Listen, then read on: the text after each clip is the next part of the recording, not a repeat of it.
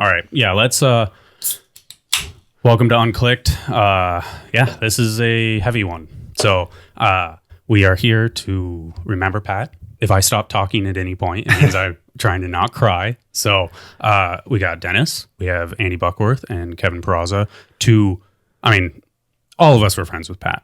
And in different ways. Yeah. Like kind of different chapters of his life and everything that it came with, family, friends, competitors, teammates, all of the above. I put this in words the other day, and I said that, it'd be unfair for me to say I was Pat's best friend because everybody was Pat's best friend. Yeah. Every single person that was friends with Pat was like, oh, Pat's my best friend. So it's to the BMX community alone, I think. Action sports as well. I think we all felt that little earthquake. Yeah. Yeah, for sure. And I think even when the funeral came up and I was like, I want to go, but I feel like I'm like one of 1,000 people that would, be within that circle. And I feel like that funeral was for Pat's like closest circle. So, I'm going to chug this for Pat. Yeah. I have one too. Oh shit. I need more Dales. Thank you guys for coming. I know this is not a fun one. I think we all talked about, Dennis and I talked about it the other day. We're like, yeah, I want to bail, but I feel like I can't, I fucking love Pat to death, and I'm glad to be here for him, even if it's hard. So, I think true friends talking about how awesome he is important than people that barely knew him, because everyone in this room, he was our, you say best friend or whatever, but he's my favorite person to ride a bike with. I think it's important to even, share that to the world, share what he meant to us as a person outside of BMX too, and mental health as well. We all deal with crazy problems or things that get thrown at us in life, and it's okay to talk about all the sad moments as well, but it's also a celebration of his life, which is also the most special part about this. So super down to be here, happy to be here, and like Andy said, we're all friends of him. We all loved him and continue to love him and his legacy and family and everything that comes into it. And I think I long legs to what Pat contributed to BMX, and hopefully what BMX gives back to him as part of his legacy, and continuing that. And there's this amazing facility that he created and grew over time, and that's not going anywhere. So not I think at all. There's ways to honor Pat. So it was particularly special to me to go to Pat's house the day after, because I wanted to be there for Reed and I wanted to be there for Chase and Tatum. And to see the amount of support, the amount of people showing up with water, with food, with coffee, with all of the different necessities that would take that strain off Chase's shoulders, like things for the kids, games, entertainment, DVDs. I mean, not DVDs, but just bringing stuff for them to be entertained with. And there were so many people there just hanging out with Reed on the ramp, riding. I think I sent you a photo of all of us on the ramp, and not that we were happy to be there in the circumstance, but he has that crazy ramp, and Reed's not going to stop riding it. So it's kind of up to us now to go and fill that void and ride with Reed and be there for Tatum and Chase and the rest of the family. So we had a little problem once Andy really started talking, I was like, his microphone was not on. So we sorted that out, but we're not going to reset that because I don't want to reset that. I don't. Oh. Yeah. So, but we could hear him. Andy, yes. Right, cool. You Andy say something, was saying Andy? It perfect though about we're back having the session at Pat's house that literally the day after with Reed and the family, and I wasn't there, but Andy sent me the photo as well, and it had to be so heavy. Man. It was so hard. Yeah. So just to kind of paint that picture, it was an emotional roller coaster. Yeah. And in the circumstance, I'm not afraid to say it, everyone was in tears. Everyone was crying. And it wasn't, everyone was hysterical. And it was every time someone would show up, you'd start the emotion again. Yeah. And then you'd kind of cool down and Johnny would say something funny or just trying to lighten the mood a little bit, and you'd be like, okay, cool. All right, let's, remember the happy times. And we'd be kind of shooting the shit and having fun again. And then someone would pull up. Yeah. And you'd see the look on their face. And then I said kind of like, hey, I don't think I'm going to ride today. And Chase was like, no, you better ride that ramp. I was thinking the same. She was like, you better ride that ramp. And then Axel was the one that was like, hey, let's go. And he buckled his helmet up, and within 2 minutes, everyone was on the ramp. Yeah. And it was like kind of eerie, but anyone that's had a session at Pat's house, it'll be like a pumping session. And then he'll be like, all right, got to go pick up the kids. And he'll just leave for 20 minutes and come back. So it kind of felt surreal that he wasn't going to just arrive in 20 minutes or something. And everyone was kind of like thinking the same thing. We even said it on the day, like we kind of keep looking for the garage door, like, hey. Yeah, when's he going to walk in? Pop out of the garage, you know?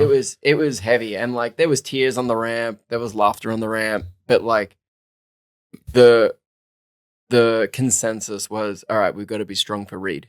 Yeah. We got to be here for Reed. Yeah. And we got to ride this ramp. It's summer holidays. Reed doesn't understand so much, and we want to ride the ramp with Reed every single day. Yeah. Yeah.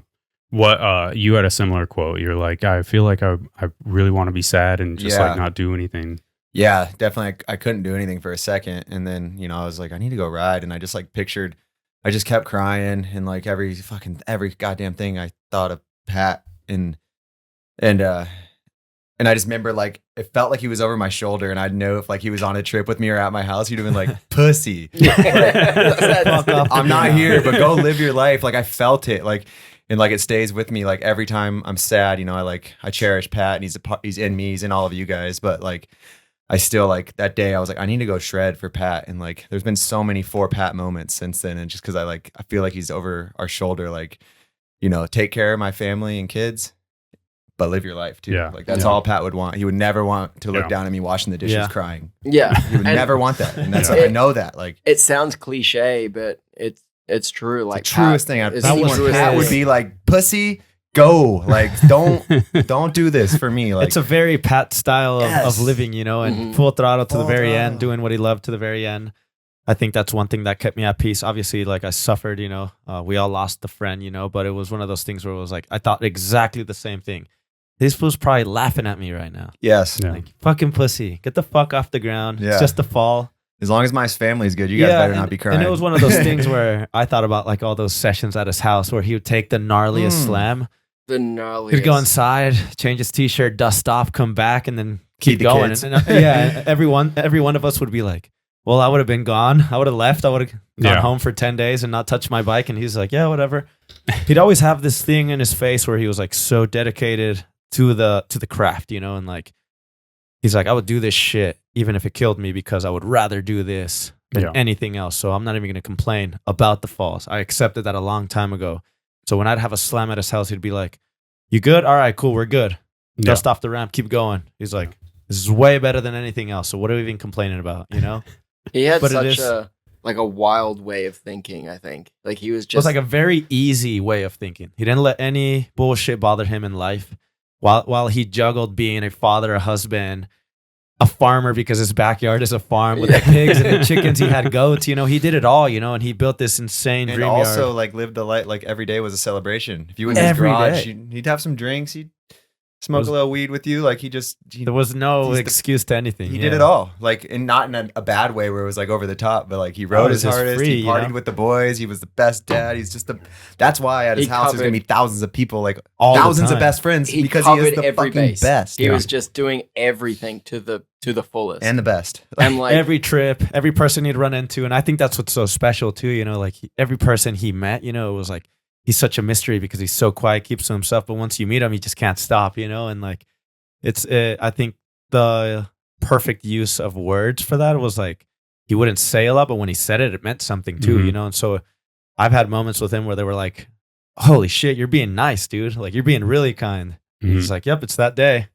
Don't expect it much, and it's like, fuck yeah. Like, it really comes out. It's like real talk. Makes it real. Real. Yeah. He doesn't have to fucking bullshit, He's the best all around human being I've ever met. I had the privilege. I had the privilege of spending a good chunk of time on that last bit of the Nitro Circus tour with him last year, and we were both flying from Ontario. And someone's their real self on a travel day when you've got like connections and 4 a.m. lobby calls, and like you've done a show the night before, and like. Dude, even then, bags. You're like, like checking in bags, and you're not on your preferred airline. Everyone's just like frustrated. Tensions are high, and Pat was just like, "Yeah, I've been up all night setting fireworks off in the car park, but Cool. One time we were in Australia and he was going to South Africa. And instead of bouncing over to South Africa, he went the other way to go get his wife and then flew around to South Africa with her just to be like. No, it was the other way around. Whatever. He went around the world. Long way. He went around the world the long way just so he could grab Chase and go with her. To take his wife back home that day. And that to me was like. Didn't he do that That's recently? How much of a world traveler. That's how much of a world traveler he Japan. He just did it from Japan. That's like how people drive up to LA and stuff. That's like him, South Africa, Australia. That man was all over the world. Yeah. I remember that. God, he's the best traveler too. He said, I'm taking my family to France and we already have our flights, but they just threw this new X Games schedule out. So now I have to work out. I have to work it out through my schedule. And he was like, whatever. I was like, dude, you can fly from Japan. He's like, no, like I have to go home for a day and then I'm going to drive to the airport and we're all flying out together because we already have that flight. And I was like, that's crazy, bro. You're going to fly an extra day. Yeah, extra 13 hours. Cool. I got to fly with my kids and they're going to feel safe and comfortable. And that to me is like, that's dedication to life, to family. I felt like Pat compartmentalized his life so well. When it was time to be wild, he was wild. When he was time to be dad, he was dad. 100%. You know, like, and he could like flick that switch on and off so well, I felt like, and didn't let it like spill over, you know, because like he destroyed those hotels in Simple Session and like get wild, get drunk, get more. Forget his bags, late check-in, all of it, like walking drunk through the security. Glasses upside down, just looking like a disaster, and then he'd like get on the plane and get home on time. First day back. Taking the kids to school. Could party like Jason Watts and ride like Logan Martin. Yeah, right. And slam everything so in between. Hard, you know. Be a dad like Gary Young. Yeah. Dude, he was that's everything. What I'm saying. He's all around best like human. You said, he could just flick a switch. Like he'd be trying to do like some wild clip, like film some wild clip, and then be like, "Oh, the alarm's going off. I'll go get the kids and come back, and then I'll just pick up where I left." Well, off. I mean, literally, I think we discussed it a little bit on the podcast he did with us, but like the kids were like, don't give a fuck that he's trying to do something that's never been done before and that he's 16 tries in. They're literally like, Dad, like, and he would he would handle it. Like, he would literally barking, running around in circles. All right, I'll be in there in a second. Yeah, he would handle cash, faking front cash. You know, it's like the most insane sessions, and then it was that good balance of. I think that kept him at peace too, having the balance, because it wasn't just BMX. Do you guys have like insight on, because to me, I mean, we could watch the Bean thing, but it says it in there. Like, so he bought that house when he was 18. He bought that house to build trails and have a ramp in it. He married Chase when he was 18. And then they had kids when he was 21. Was that like his like plan? I mean, dude, straight away. That's what he wanted from the beginning. Yeah. Like even those earlier days when he would say it was all planned for him. Yeah, it was like this is what I want. This is what I wanted to meet the right person. Because like my journey with Pat begun way back when I was just a kid coming from Australia, and I'm just gonna turn it. And I had like no idea where to go, what places of California to go to, and I didn't know what. I was just a kid, and we were competing in in the OC Fair head-to-head contest with each other. And this is the first time I'd seen an ASA thing or something. And like I'm going head-to-head with Pat, and then Pat like is just destroying at 15 years old. And then right after the contest, Molly and Vince are like, "Hey, where you staying?" I was like, "Oh, Holiday Inn or something." And she's like, "No, you stay with us." And I just super welcome. And I was just like, "Oh, crazy." And now this like family is just, and that's like heartwarming for a kid from another country being so far from home. So that Pat's family like took me in. And then like I've got like funny stories of Pat like taking him to buy his first ever computer and like and just setting up his first ever computer. Just like funny first email, like setting up his email on his white MacBook. You know, I will say he compartmentalized everything, but email never got that one. You got to email Chase. Yeah, you would email Chase. If you ever got an email I get response, Norica votes. Probably. I got Norica votes from Chase. Yes, 100%. Pat said this. Like, Pat, who's your Norica? Okay. Yep, easy. And I think that was a good balance in his life as well. Yeah, like a team. And I think Chase was the one for him from the beginning. And he said that like, when I find the girl, I'm gonna marry her. We're gonna have kids young, so I can ride with them young.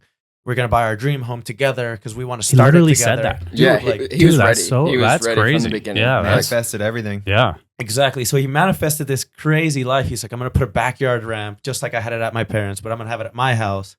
My friends are gonna come over and ride, and we're gonna train together. And it was like, fuck yeah, you know. And I got to literally I was staying at his parents' house at the time. We both got invited to be on Paul Ryan's Mongoose team before we were even considered to be Mongoose riders. Okay. I'm talking like 2011. Is this the video part one? This was like the contest. Oh, contest. And, Sorry. This was like the very first like Mongoose jam at Woodward West. Okay. Paul Ryan's like, hey, I need 2 riders. Like, you and Pat are fucking sick. Join my team. Long story short, it's like, yeah, come stay with me. Like, I'm in the process of like getting a house. I have to ride an ASA the week before though. Like, if you can come kick it with me, we're gonna show up a day late to the contest. We're not gonna practice. We're just gonna straight to the contest and come back. I was like, yeah, easy, bro. And I wasn't even. I don't know if I'm even allowed to say this, but I wasn't even 18 at the time. I had like no like consentment to ride Woodward, but I rode the contest like any other and drove up for the contest. Came back, rode the ASA that weekend. I was just watching. And he got the keys to his house that weekend, straight away. Really? And like him and Chase, like I remember going to the fair with them, like in OC. And did you introduce him to Chase? Yeah, That's the story that I So remember. That's a crazy story too. Yeah, Pat met Chase from me, and because Chase was supposed to pick up Pat and I from Woodward, and she couldn't pick up Pat because he was 15. Yeah. So Devin came and picked me up and drove me back, and then I flew to Jutor the next day. Who's Devin? Devin's Chase's sister. Oh, okay. Yeah. Sorry, I had to kick on the AC. Oh, it was melting warm in here. Yeah. All the electronics. Yeah. Damn. Okay, so that all just is like an old story. It's just old story how like they all met years. and how like Andy like pretty much introduced like Chase to Pat and then the relationship started through text and so on. You know, it was like, and it was like young. the coolest thing. Yeah. Like I loved Pat like a brother from the beginning because of what I mentioned. Like his family took me in, and I remember getting phone calls from Davey Schmidt who signed me to Monster and was like, hey, like, what do you think of Pat? And I was like, he's amazing. I just watched him do a flare whip on a ramp that's near impossible to flare. Like he's insane. And he then, went to Jutor in Ocean City and made the full cut, made it all the way to the finals. And then we flew back for Nike 6.0. And in that 1 week between the 2 contests, he got Monster, Vans, and Fox in that 1 week after Jutor. Straight away. And like, it was amazing because it went from me being like homies with Pat and watching him be this 15-year-old shredder to being teammates with him. Yeah. And let's watch an early video, Pat. This is a Vish from the Yawn video. I don't know how many people have seen this. There's a lot of street Pat in here too. But it has a lot of ramp stuff. And that's him. That's underneath his ramp. That's his drums under there. But I'm not gonna try and worry about music too much. But this is the Lions main version of Pat that everybody like baby Pat first met. He Chino straight away Park was like explosive with his riding. He'd ride like 10-foot quarters, Park, like blasting. Oh, it is blasting Volcom. Yeah, you're right. Blasting parks like crazy. What a beast.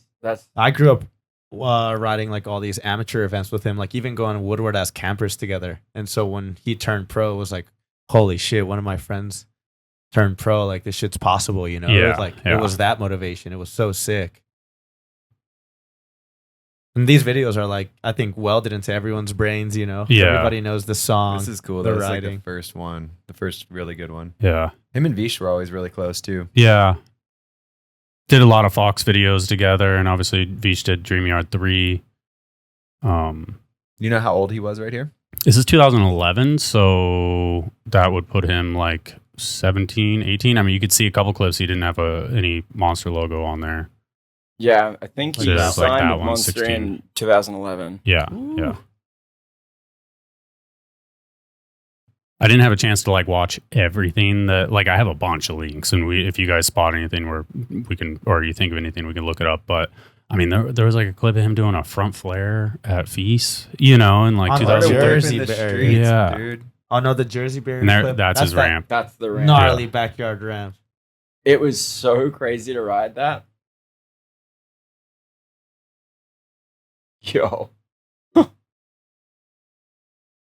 So good.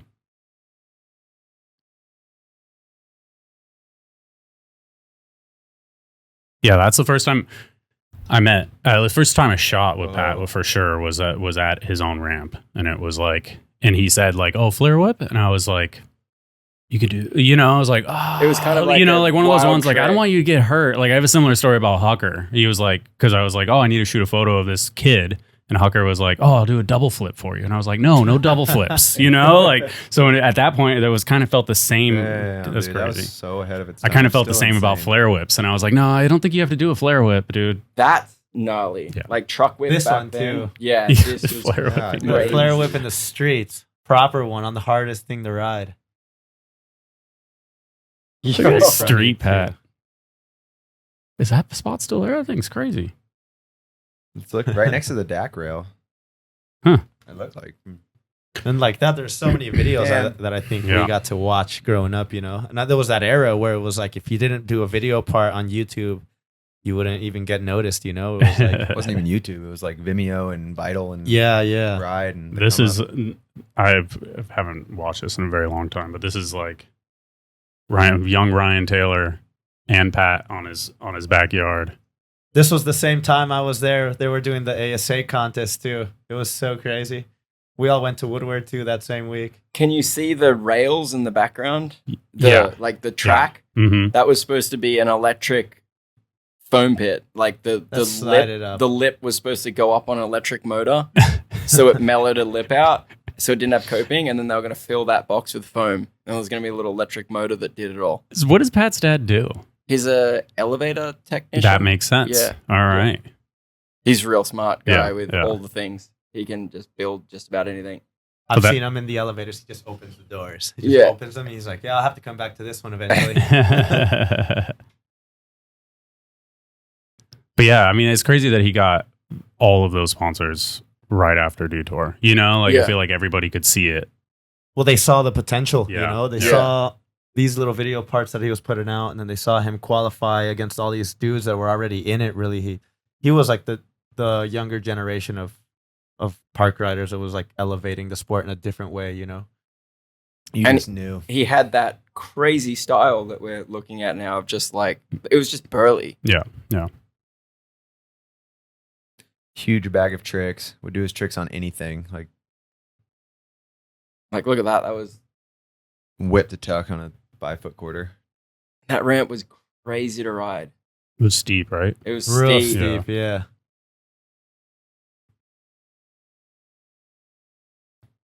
But exactly what you said. Like, we went to Detour in Chicago, and then X Games was the next week, and Pat wasn't at X Games, but then Nike 6.0 was a week after X Games. So there was a couple of days between X Games and Nike 6.0. And in those couple of days... contest on the beach they started? Yeah, in those couple of days, he got Vans and Fox, and then right after 6.0, Monster happened. So within like a week, he just had all the brands. Like, so he's a professional bike rider from 1 week to another, you know, after years of working hard, you know, it's crazy. Yeah, crazy. When was the first time you met him? Don't even know. No? No. Just known Pat my whole life. Yeah. One of those. Yeah. All the riding, yeah. Yep. I was a baby. He was an even smaller baby. Probably at like Real Ride. I don't know. I was thinking Real Ride too. Probably. It was like the first times I met him. Claremont, like the Clash or like some crazy like Halloween contest at Claremont. It was like we didn't really have too many places to ride in Tucson, so my dad would always, you know, we'd load up the van and come to Cali and ride like a Real Ride Jam, and then we'd go to like Claremont, you know, and it was always like running into the same people, and it was Pat, Larry, Justin Spreet, we're all Chad too at the time was on the gyro, you know, and so it was like that generation of younger park riders, you know, and he was always so ahead of his time. He was triple whipping the small little box at Real Ride, and it's like we were barely doing double whips. Like, how old do you think you were then? Probably 2010, so maybe, I don't know, 16, 17, if that. 16, I would say. Yeah. Sandoval too, you know, they were all, we were on that little, like, those smaller circuits. It was like the Gatorade Free Flow, but he was like already ahead of all of us. While we were trying to qualify through an amateur contest, he just got invited straight away, and we're like, damn, he fucking did it, you know? It was that motivation that we're all like, he did it, we could do it too. We have to follow. We gotta chase that, you know? Yeah. A lot of us didn't even believe we could do it, you know? And it was seeing him do that and then get all the sponsors were like, fuck yeah, this is sick. The year that I went head to head with Pat at OC Fair was 2009, and it was I just remember thinking, like, So he was 14, 15 then. Yeah, at that point. Around about. I think he was 15. Yeah, and I'm pretty sure he did a truck whip. Yeah, and I think my eyes fell out of my head. Like just a child. Yeah, I was like, I'd flown in from Woodward East, and I mean, I knew truck whips were a thing. Yeah, but it was like a big deal. Yeah, you know, if Napolitan did a truck whip or something, it was still like a big deal. Yeah. He's winning best trick with like variations of that. I mean, the progression at that point was so crazy too, because it was like Bowen was like bar to whip in 2006 or something was like pinnacle trick, you know? Gold so medal yeah, trick, yeah. So yeah, it's crazy. And then I'm like head to head with him, and I'm thinking like what am I gonna do, kind of thing. And then he just boom, truck whip, and I think he did like truck whip to double whip on the quarter, and I was just like. But it became a normal thing for him. Yeah. Because it was that same era of when like Scotty and Webby were putting out video parts back to back. Harry Main too. They were like putting out these insane park video parts. And it was just elevating the sport, and Pat was on that same level, you know, and but he was also putting it together in contests, like qualifying first at Do Tour, like, you know, it's like against guys like Dennis and Mira and like even Garrett, who had already won a few Duke Cups. Mira it's was like riding that year. all these different styles of riding. Yeah, that was the thing. It was like you, Sandoval, and your guys' like Chad, like all you prodigies. But then Pat was like your guys' same age. But he was coming and messing with us. I was only a couple years younger than Pat. So me and Garrett were like the prodigies in the like the pro rank, whatever, like in the Do Tours. You guys were all free flow, but Pat was like, I'm gonna go with them. Yeah. Like, he did. Yeah. There was like right when he got on all the sponsors, when he was like, I'm gonna move from this and I'm gonna start making finals with you guys. And it was like, come on, Pat. Like, and he never left. He was there for like, I remember that. Because I got in the Do Tour, and then he was like a couple years behind, you know, like or a year behind, and I was super young to get into it. Me and Garrett, and then Pat was just like you said, he was like in your guys' crew, but he was more like, I'm gonna just start this early. So ahead of us. Yeah, I'm gonna get in the pro ranks early. I'm gonna get the house. I'm gonna have the wife and the kids. Like he just did everything. He just like, knew. He just like that's why leveled up in a matter of a few years. Yeah, it was just the crazy thing. What year did you start riding Do Tour? I don't know, man. It was just it's cool to see because like when especially kids, I was still in high school. Oh, crazy. For sure. And I didn't graduate high school until 2009, so it was definitely like 2007, 2008. That's crazy. Yeah, I was like 16, I think. 15, 16. It was cool to see Probably though, 16. like I mentioned, especially like when you get all those sponsors just given to you and you earn that. It's a lot of people either take it for granted and stop trying, maybe, or go even harder, you know, and Pat did. He went even harder. Sure. You know, he's like, I got right there. Salt Lake City, 2010. So I was there for a free flow tour there. Final. Kevin had a purple black and did a crazy Superman seat grab on the first dirt jump. I remember. I knocked myself out. Catch whip. He qualified first at this one, and this is the one that Dennis won, if I'm not mistaken. This is the one Dennis did a flip whip to Sprocket, I think. Hell no, I won this one. Dennis won park. That was like that Portland, weekend. like 2008, man. Okay. That was you're going way too far. This was when like it's crazy. Long Live Mira as well. Like the Sprocket case one was. Is that B Hunt? That's B Hunt. Ronnie made the finals in this one too. This is my first like Do Tour experience, and then I'm walking into the venue, and I'm like, holy shit! Mira's walking out, and he had just injured himself on the box. Broke his thumb. Oh, yeah, he injured lived himself, that. and This is one of the few Do Tours I've ever been to. And that was that. So I was there going as an amateur, but Pat was already like qualifying first in this shit. You know what's crazy? Mad Dog was like. He did a 900 on Mad this Dog one, and Pat were kind of the two that were like, we're not going to be little kids anymore. They both kind of competing for which one was cuter. They're both adorable little kids. I know. But Dennis won park and dirt this weekend, if I'm not mistaken. Kevin knows some facts. Well, he's just like he put that poster you on his wall and put darts Dude, at I nerded the He's fuck like, out. I'm gonna get that motherfucker. Did Garrett just double truck off of that? No.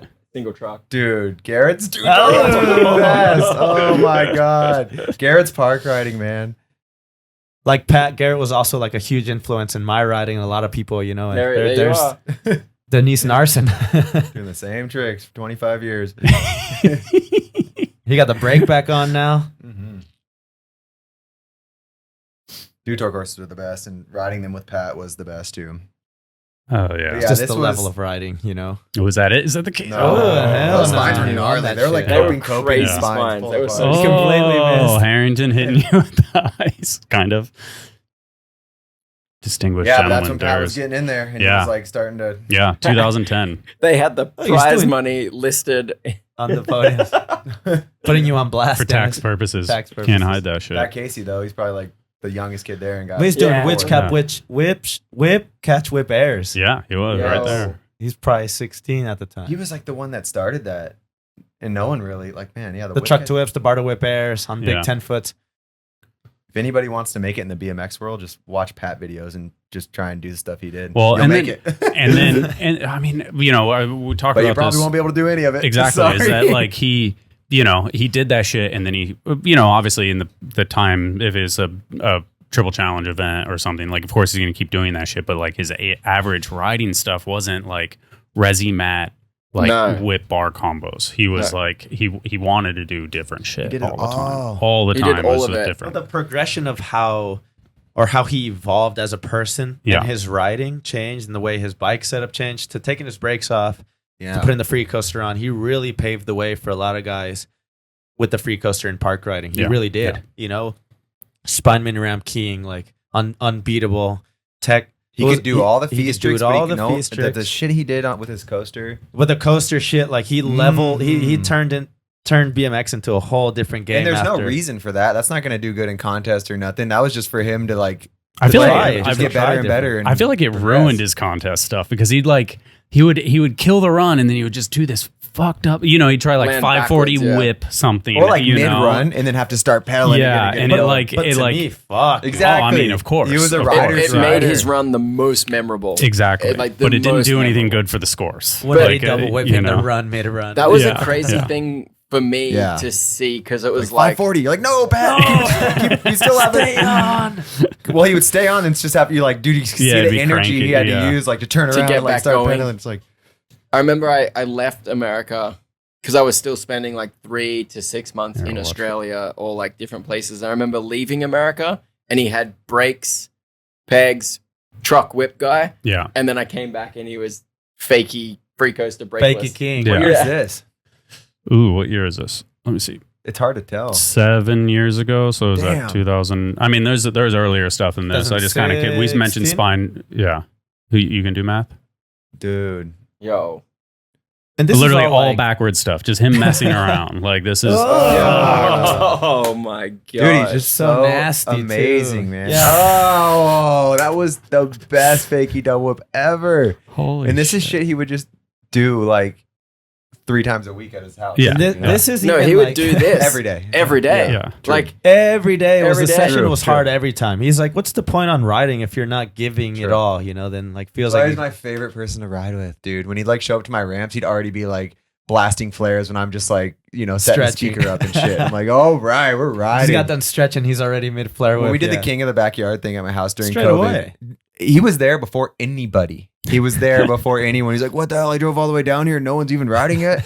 Like, he rode all day. He always complained about how you guys always took forever to start riding. Yeah, I'd be afraid to drive to his house nowadays and be like, "Fuck! Like, I don't feel like going hard, but this fool wants to ride tomorrow." He wants to go. Then I have to turn it on when I'm there. Yeah, and I'd show up and be like, as much as you wanted to just cruise the ramp and just flow around, he'd be like, "Get the fuck to work." That's the thing too. Like, he became a dad so early, so he has that like mindset of like, I drove to San Diego, dude. Like, I'm not wasting my time. And I didn't really understand that until I have a kid, but now I like more understand what Pat's mentality was. He's like, someone's watching my kids. I came down here, and my wife's watching the kids, so I'm gonna. This is my window. I got this window, And for me, I'm like, I'm gonna ride here. I'm gonna go ride the skate park later tonight too. Like, he has those fucking windows to get it, and he took advantage. I remember coming to your house that one time with him, and he picked me up at my house, and we like had like a crazy conversation all the way there, and I was like mentally pretty blown out when we arrived, and then just because it was like a lot of traffic, long drive, and I was like, oh, this is gonna take me a 2.5 hours with 3 traffic. hours of traffic. Yeah, we were in all of that secular traffic, and I was just like, oh damn. And then he gets on the ramp, and he was like, I want a 3-flip. Oh yeah, it was right when he learned sevens. It was right, and I was like, the cork sevens. He just tried fucking 10 of them. He tried 10 of them right off the bat, and he I would was just give you the phone and be like, over your box. Yeah, right when he learned them. Right when we got there, and he was like, "Are they 3-flips? Are they 7s?" Yeah, and I'm he like, was literally like, "They're like cork 7s, but kind of 3-flip." He would stomp one, and then the next one looks like he's trying in a foam pit. Yeah, and then stomp the next one, and then 2 more like a foam pit, and then 2 weeks later he's doing them every time. But he was just a warrior. We arrived, and he just was like, put those tiny knee pads on and was just like, I'm going to do a 3 flip. Just the whole drive. You're talking, chewing his ear out, and he's just like, 3 flip, 3 flip. Oh, yeah. For sure. Yeah, like he just stomped his first one over his box, and then he's like, I'm going to do it on Dennis's too. Yeah, challenge accepted. Mm-hmm. Let me get this AC sorted so we don't melt in there. Yeah, I'd take the beanie off. I remember a lot of times it would he'd just be super quiet after doing something. He'd be like, here, film this. I'm like, oh shit, here we go. Here we go. It's either going to be fucking first try or he's going to slam and we're going to be here for a while, but he's not going to stop. Dude, yeah. He would go like 10 tries deep of like real slams. And you're like, all right, dude, you're probably going to be fucked for the rest of the session. And then he would just sit down for 2.5 minutes and then just get back into it. Like I drove all the way down here, even though I'm limping. Dude, he went back from that session sore. Yeah. Yeah. I think every time he left my ramp, he went home sore. His own ramp, he went home sore. Like if the right people were there, or if he's, I don't know. If he's riding by himself, I bet he was doing that shit. He's just progressing himself as a person, proving something to himself, I think. Yeah. He definitely was the one that pushed that double flip at your house to happen on the small thing. I think I said that I looked at it. You can't even mention I think about. Yeah. Fucking do it. Yeah, do it. You got that. You crash. I've been working on it. Fucking do it. Let's go. He just loved that motivation to send I got you. I'll back you up. I'm like, that's why I loved riding with him so much. I knew anytime riding with him, it was going to be a good session. Or you're going to get hurt, but whatever. Worth it, Worth it. He's going to pump you up to do something because he's been waiting to have that excuse to try his trick. Yeah. It's like, all right. That's what it is. You'll hear one thing. You want to double flip that? All right. Like, I'm gonna send those sevens. I gotta back You try that, I'm gonna do the sevens. You're like, he's got to find a way to back you up, Yeah. He would always have your back. Never have the sick brag either. It was like, I'm fucking doing it, Or he was always so considerate too. Like he'd be watching somebody's run and they do something that he already had in mind. He'd be like, fuck, I gotta change it up now, or I gotta do it fucking better. It was never thing. Like he was like a true gentleman. He never won up. He didn't have to one up anyone. His bag of tricks was so deep. He's like, I'll just change that. We talked about that on the ramp today, huh? We said that Pat's bag of tricks was just so deep that he could just do whatever. Mm-hmm. He was just. Well, I saw when I was change it up. I saw him do a fucking cliffhanger. Yeah, on something. And I was like, everything. What the fuck? And he did that shit a long time ago too. I remember I saw Ben Hennon do one at a simple session. He's like, damn it, I wanted to do that shit. I was like, fucking do it. He's like, yeah, fuck it, I have to do it. I just learned it. Like, I'm like, what? I think it was the same time as that video because he had the same bike with the white rims. And then the front flare that we talked about. Just like he had so many tricks that he learned. Constantly progressing and learning and then keeping his old tricks dialed. And his style was getting better and better. Free coaster changed the game. Like you just let's run through. Like really one of the best ever. Most skilled riders ever. It sounds like we're blowing smoke up. Yeah, we're really not though, because literally like I marked a couple of things from like the Unclicked thing, and it was like he talks about like doing a half cab flare over a spine, and stuff like that. And like when we're running through, like being there for DreamYard, and he had that list in the and I've said it a couple times, like talking about the fakie cash roll. Well, like he literally said it, and I laughed. But he had like 8 other things on 8 other like NBDs that he was options like were all possible. And the it's impossible was possible. Yeah, and I think that was. And he is the only one. Yeah, I don't want to say only one, but if it was like, hey, somebody did a half cab flare over a spine, you'd be like, who could do that? And you'd be like, oh, probably Pat. Probably Pat did that. And it's like he had this crazy lane of honed skills that just produced all this like, and the means obviously to build what he wanted at his house and the open loop stuff and all that, like, and to build essentially what he wanted. But just to like create all these like shit that nobody else could do, after years of working on it and using the building blocks to get that good. A funny like insight to Pat's brain was we're about 3 stops into the Nitro Circus tour, and the roll in, like what the roll in is like for Triple Challenge. The roll in for Nitro is even taller and more wobbly, and Pat was actually terrified of heights. So he would like wait at the bottom as long as possible and then just come up for his run. So he's on top of the roll in, and I think we were in like Pittsburgh or something, and he says, dude, I got to get off this roll in. It's so scary up here. But I think I want to do a 10 whip. I'm not gonna get off. I'm not sliding down. I'm fucking going. And I was like, yeah, I just gotta go right now. I can't look off the sides. And he drops in and just starts saying, well, this was when he thought they were like the 7 fronty whip. But he wasn't actually getting into that like cash roll cork. So he was just, by the time he kicked the whip and spun, he was just doing a 10 whip.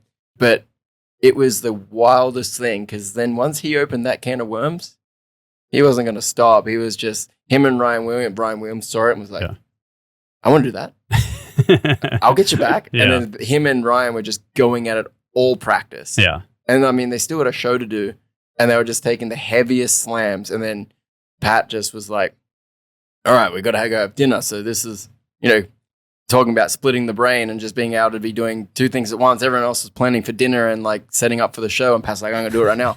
I'd be in the corner shaking still from all the other Yeah, exactly. And he's just like, he sends this final go, and dude, it was so gnarly. But then he was just inside eating dinner in like 10 minutes and just chilling. just chilling. He's so consistent with pushing it. It wasn't a big deal. It was normal for him. I think how like Ryan Williams is so like energetic and like kind of loud and like, but I feel like that's how Pat is on the inside. Mm-hmm. But is like the way he carries himself, he's like super mellow and like he's like relaxed and composed. But inside he's like blah, like, and he like wants to do it all, I just loved the terrified of the roll in, but not scared of the 1080 tail. He's scared of the wrong thing. Yeah. And I was like, whoa. Let's watch the OG Dream Yard. The Dream Yard. I don't know. I guess I could probably. Yeah. There's more up there as well, too. Want me to grab some more? Yeah, if you want to. Are you tangled up?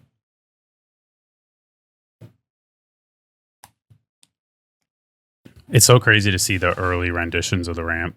Yeah, I remember watching this and being like, holy shit. Looking through my hard drive, I found photos of like the build and like just plywood, no skate light on it. Yeah. And like having sessions with like car lights and stuff. I'll leave the music on. Fuck it.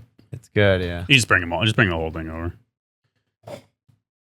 Fox in the Law as a frequent user for monster videos. Yeah, monster music. Fox in the Law. I'm pretty sure. Yeah. This clip alone was so iconic too. Yeah. Because this was so long ago, but I feel like it was so, it's like you remember it like it was yesterday. Nobody was doing them the way he was doing them. And that was the first version of the box jump when it was like super long and scary. Oh. And it was like really if you threed that shit backwards, you were like the man, It was like fucking scary to ride. You're landing back into the vert ramp.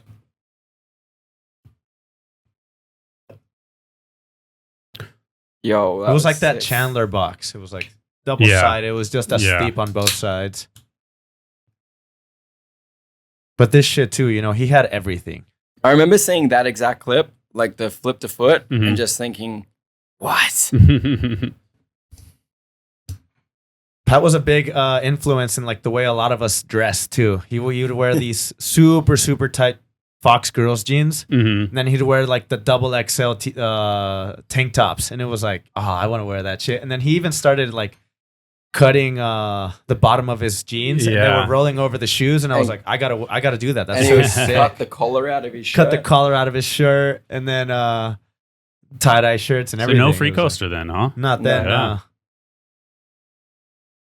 And he's always wore his tiny little, like, the Air Pros or the slip-ons. Slip-ons, the Authentics, yeah. He's always been steezy, doing the craziest shit.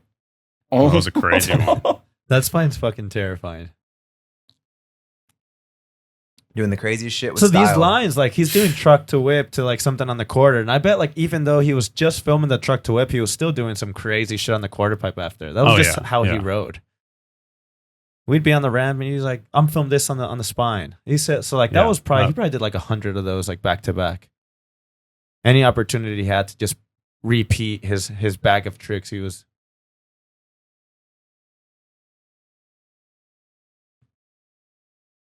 And this was just like a little taste, Yeah. Yeah, I don't think I guess that one just got done. And then it was never, because I was a part of the 2, 3, and 4 in some capacity, like shooting photos and stuff like that. But yeah, it's crazy. I haven't watched that in so long. I was in Australia when that dropped, and I just remember I couldn't wait to get back to California to just go check that out. And I actually went from a monster trip to Germany to California, and then Pat came and picked me up from the beach area and took me to his house, and I stayed at the house, and it was... This one changed. Look at how much he changed. Yeah. Like, this was Free Coaster too. It's kind of like an adult Pat. Yeah. Was this like a year apart? I don't know, but a lot changed. So he grew into like a full-on man. 8 years ago. Bigger dude. Strong as hell. 10 years ago. So I mean, who knows? They round out numbers sometimes on those dates. I would say like 2 years from that. But this is definitely like the what you said, like the modern Pat, like there's me troll person sitting on the ground. Oh yeah, the whole thing is modern. He's got the Free Coaster, the seat's a little bit bigger bike. No brakes. He had slam seat, gyro, cassette, and then he's like, this is his steez. And then they started then he had the jumps this time. One thing we could talk about is the slams. He could fucking slam. Yeah. Never broke a bone. No. I don't think. He told me that one time. He's wow. Like, never broke a bone. He never really had an injury. Dislocated shoulder, I think. Shoulder. Yeah, he had a shoulder. I remember seeing the shoulder always pop out. He had the craziest shoulder. He had a good bag of concussions. He didn't give a fuck about those. Yeah, he didn't. They didn't. He always wore a good helmet. They never made him, messed him up. The man could have a couple concussions in a session and be fine. Just outshred everyone. It's a thing, man. He just he's strong-minded, strong brain. He just could take it. I think too, he lived the dream, so he's living in peace every day. I think that has a lot to do with how he was as a person, where he's like, well, none of these falls will change anything. It's even a whip to toboggan. He would do 3 whip to toboggans and 3 whip to one-hand tables. Like, dude, oh yeah, he was ahead of the game in so many different ways. Like, and always pushing it. I said it. When he died, I was like, and all the people were starting to like post him and all this. I was like, finally, Pat will get the recognition he always deserved. Always, I feel like he was always underrated because of how good he was. Well, they just understand. They just didn't understand. I felt like when he would always talk to me and like we'd have those difficult nights of him like, fuck, man, I didn't make finals and I rode my fucking heart out and I did the craziest shit and always deserved to make it in. And he was like, I don't know what the fuck to do. I feel like giving up. And I was like, dude, they just don't understand how hard the shit you're doing is. You know? That was so sick. Yeah. I just think the level of his riding was so hard to comprehend that it was like... Oh, is this the decade flip things? Wow. The decade flip, for example, he did that out of fees like way before these video parts. And he did that like... I heard the stories from that event were like insane. Like got his bag stolen, passport went missing, helmet got stolen. He's wearing like Ben Wallace's helmet, like going out every night. Double decade. Oh my. He was the first person to do both of those, right? Yeah, the double decade, first person to do. The decade flip, first person to do. Like the conditions he did them in were like the most insane. The double decade, he did it at that Vegas. He did it in Costa Rica out of fees in 2012. Yeah. Okay. That was my first like big event, and he did it there. He had done the decade flip for best trick, and he had done like 2 of the best runs that night, and the wind was so insane. Like if you go back and watch that video, you can see the flags like almost flying off. And I just remember him saying like, I feel like the decade flip isn't enough. And I think Sandoval did the 7 double whip and also had really good runs. And it was like between both of those. Is this it? This is the one. Yeah. Oh, there it is. Look at me. I'm on it. Watch the flags. And so look at the flags. You're right. He did the decade flip. And then he said, I want another best trick. Like, I'm not happy with that first one. And came and did this. And so there I am right there. So long story short, Pat and I were at Brett's skate park 3 weeks before. He's at Glenn Sawyer's too. Glenn Sawyer's as well. Rest in peace. And so we're at Brett Benesse, which is indoor, and I'm learning the double decade into the foam pin. I'm fucking learning that shit too. And so we both learned that. I try it first in the first group, and I knock myself out completely. Really? I did like 1.5. And I'm on the side of the course, and this fool's like, I want to fucking do that shit. I was like, dude, do that shit. Next minute, he fucking does it, takes home the win. And obviously, he knows he's progressing the sport like no one else. Yeah. It's so sick. Like, I remember this like yesterday. That's so you were on it, dude. The flags, like you knew exactly where it was. So that's so Kevin's good. got a memory on it. Yeah, he does. I had a monster patch on my helmet that weekend. Mm-hmm. Pat had introduced me 2 weeks before, a few events before. I only had a patch on my helmet. Yeah. And Pat gave it to me. He's like, "You're gonna be on Monster. Just wait. Trust yourself. Trust the process." He had introduced me to Dave Schmidt at the time. This was like at a Portland Dew tour, and I'm wearing the same helmet with like probably the same T-shirt I wore in Portland, you know. And he's like, "No, you're gonna be in. Like, trust the process. Whatever you keep doing, you're gonna keep falling into it, you know." And I just remember Catfish at the time was working with Monster, and Catfish gave me my first set of stickers, my hat. And Pat's like, "I'm telling you, bro, like, doors open. You just got to walk in, do your part." And I ended up taking 4th that weekend. And I was like, dude, Pat Casey, Daniel Sandoval, Brett Benasewicz, like, what more can I ask for? Like, I'll take this 4th place, like a win. Like, what a fucking weekend, you know? And just watching the progression of the sport go. Drew Bezanson's there doing the biggest wall ride shit. Pat's doing the most progressive shit. Sandoval.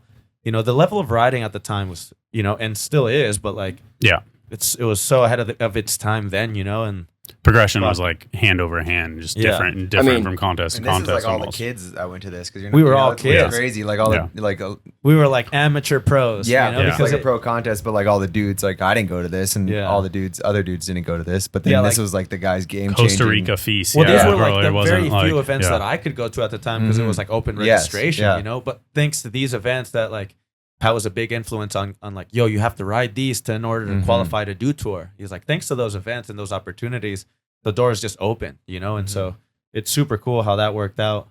But it's crazy, like all those guys you just listed are like became the best riders ever. Yeah. So was that the Portland Dew Tour that was before the Salt Lake one that I met you at? Yes. So yeah, same year. I did should go down the Dream Yard list. Yeah. Might as well. I did a free flow tour. 1 and 2. I won kind of cool. We watched 2 already, yeah. And then I went to a NAS and got disqualified from the free flow because I had podium the pro contest. Oh. And then so I got a last chance qualifier. I skipped Ocean City, the one that Kyle won. And then I got last chance qualifier for Portland, and I got invited to both Park and Dirt. I missed that whole year. And then I rode like shit, but I still got invited to Salt Lake, and that was when they did the best trick contest.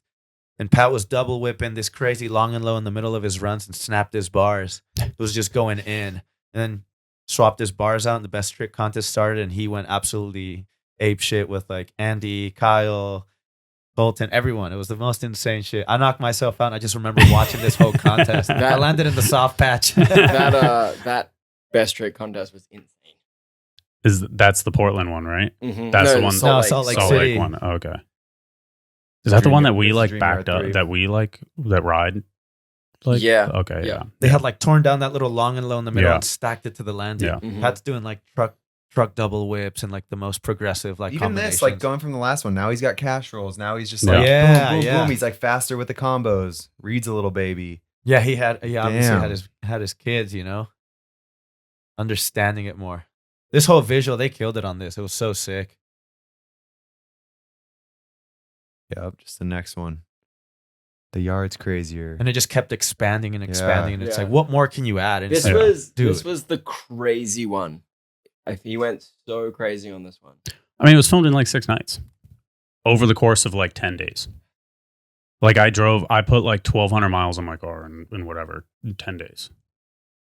Because we'd obviously show up a little bit before sunset and then just go until he was hurt, essentially. Yeah. Like literally until he was hurt. And then there was I think I don't know what I've talked about and I haven't talked about, but like the fakey cash roll. Or no, he fell on something else. I can't remember what it was. And I remember Chase being like, he was like, "Oh, I need to go get stitches." And she's like, "Well, are you gonna come back and film more?" You know, like but she's dead serious. Like, let's get this shit done, you know? Yeah. And he literally was like, I think he was like, I don't know. Depends how long it takes. So sick. Like the team they were. Yeah, they were. They really were. It was so cool for her as well. Like her husband not only does he get to ride his bike outside of the house, and so he's never really gone for a session. And then he's obviously putting in the work, so she sees that too. You know, she walks out and watches him like bleed out on the ramp like this, and then just get back up and do it again. She sees that dedication, you know. And for her as a wife, like obviously that's super motivating for her. She sees the work. Crazy. A lot of people don't really get to see that. Everything. That's so fucking gnarly. He's the best park rider ever. I think so. Like, he could have a clip doing a moto whip air. Yeah. Just and then back it up with that. Like, it's like he's steez and tricks. Best ramp rider. It's variety style, progression, everything. He was always so. That's fucking gnarly too. Dude. That's stupid. Yes, and then that kind of shit. Like, I never even like jumping down that fucking. Half cat whipping that if it was flat would be gnar. Yeah. But he did it. It has a lip. That is so hard. And then I'm just gonna invent something again. 900th trick I've invented.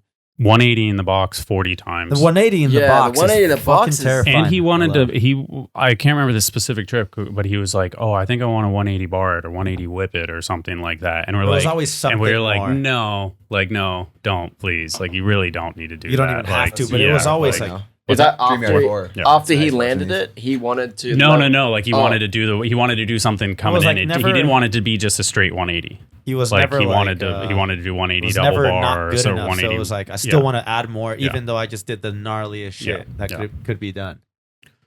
And then look at all those abs. Yeah, I got lots of abs. I had to clear my desktop off when I know it's potentially going to be viewed in public. And I think a really important thing to talk about is how well he juggled doing all these progressive video parts with an insane contest schedule as well. Like, he would ride everything. Look at this. That's the most insane backyard. You talk about a dream yard, and this is literally that. You know, it's like it looks like out of a video game. And this isn't even the finished version. No, not even yet. Not even close. And like a friend, when you get to go to his house, like as a friend or as a first timer, it's like sick. There's no way this is real. And I think even Pat was like still like, I don't know if this is real life. Because there was times where I'd sit there and I'd grab him and be like, look at the shit that you created. Look at this, bro. Like, sit back and just cherish this. And for that's a the thing. He created everything. Yeah. You know, like he went as hard as he could with the opportunities and sponsors he had too to go with him. Like, so many people back into himself to create something that no one had done before. Well, someone said it earlier. He just manifested everything. Everything. He put it out there and was like, "Oh, I'm gonna do this." Like the end. His thoughts just became things, and now literally, he is inside of Reed and Tatum, and they're gonna keep it going. And one incredible thing that I heard his wife Chase mentioned the other day was like, even though he's gone, it's still we're not removing any of this backyard ramp setups because this is all my kids know, and I know that Pat wanted this for him and his friends, so this is never gonna change. And so that to me is like, we're going to run this yard up and we're going to take care of it. And we're going to clean it. And we're going to fix it. And it's exactly what Pat would want, like, for this to stay alive. Because this place is truly a training facility for him and his friends. And it always will be, you know? And those slams, those are the ones I'm talking about. Like, we'd see him slam and we'd be like, nah, I'm going home. You know, like, nope. Going back to that, so, like, the truck to double whip, like, that was a trick that he won Dreamline with, essentially. Like, that was, like, the never before done trick, and then he was an alternate, if I'm not mistaken, at that event. Story. Like, we'll get to that, but like that. So this is like it's a trick. Memory. It's a trick. Yeah, you got the best memory. It's a trick that he can do, and it's like he fucking got walloped on it, and then he wanted to do it again the next day. Like, you know, like he was like, it wasn't like, that's not gonna work. He was like, I want to fucking do it again. And I'm like, dude, I don't know if there's a right spot for it because it's just a fucking, it's a time sucker trick, you know, and it's a 7-foot lip to lip. That jump alone is scary to ride. Spock's thing is you got to come in there wide open for that thing. Yeah. It's huge. And it kind of like, even though it doesn't step down, it's steps intimidating, down. Bro. Yeah. Because the landing is super long. Yeah. That thing's intimidating to just like 3 in sessions. Yeah. So look at him right there. Like, he's just sending shit. But the truck to double whip is a conversation that he always brought up. Like, fuck, motherfucker. Like that. And that gap there, got away from the box. Dude, that looked like a real. The Larry gaps. The Larry gaps. Opened up, and then Pat's like, "Fuck it, I'll get it in." The 3 whip 1 hand table. Like, no one does that shit. A lot of us have tried, but he did the first set at that X Games.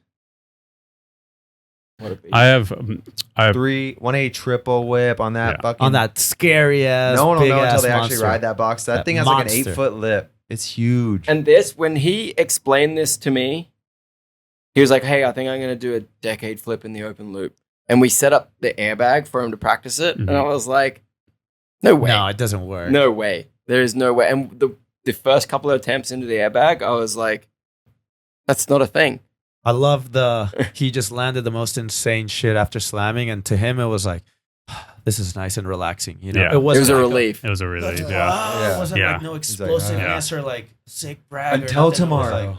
I mean, it was the bangers of DreamYard. At least the one of the two that I was like, you can watch the Jason one too. After yeah, we'll watch that. Like that, I was highly involved with. The banger was always such a decision. You know, what I should do. Like I can do this, but maybe I can't. Yeah. You know, and what's possible and what isn't. You know, we were talking like, and I'm giving him such fucking hairball, you know, like ideas like, hey, you should jump from this over into this, and just driving him nuts, you know. And then I'm like, fakie to fakie backflip, you know, like it's dumb shit. Like, and but it's all possible to him, you know. And it's like, it's funny you say that you were giving him some like crazy hairball options of tricks and stuff. But that's how a session was for us. He'd be like, hey, Kevin.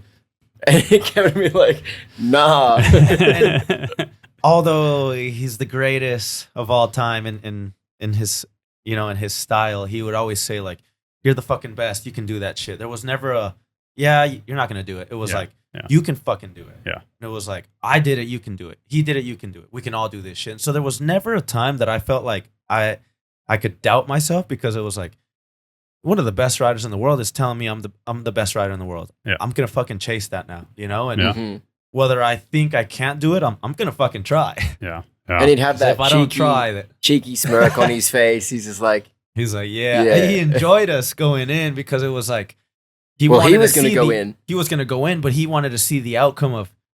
Well, I think it's possible, but like, does he think it's possible? And that was the way he thought as a person, where it was like, I'm pushing my friends to their limits because that's how I am as a person. He wanted to do it with you. Yeah. He was never going to let you down either. He was going to back you up, like we said before. I feel like I mean, you know, a lot of my experience with you guys recently and like filming you guys has been the triple challenge thing. And I always tell you guys like you guys are my favorite because you guys, you know, like I said, you weren't at the last one. I'm like, well, the video is going to be like 45 seconds shorter, you know, like, and it's like, because you guys were such a good combo of like feeding off of each other, but not just feeding off of each other for like, I want to win the contest, but like, let's do this right now. Like, yo, you do it. Like, ride. Okay, I'll fucking do it. Just you know, ride, like that type of shit. And it was always, I don't know, you guys had such a good dynamic in that sense. And then you guys just battled together in the like fucking, best trick competitions. Yeah, winning shit like that. But going through all the old photos and like kind of making that reel that I made, I don't think I noticed just like how we did that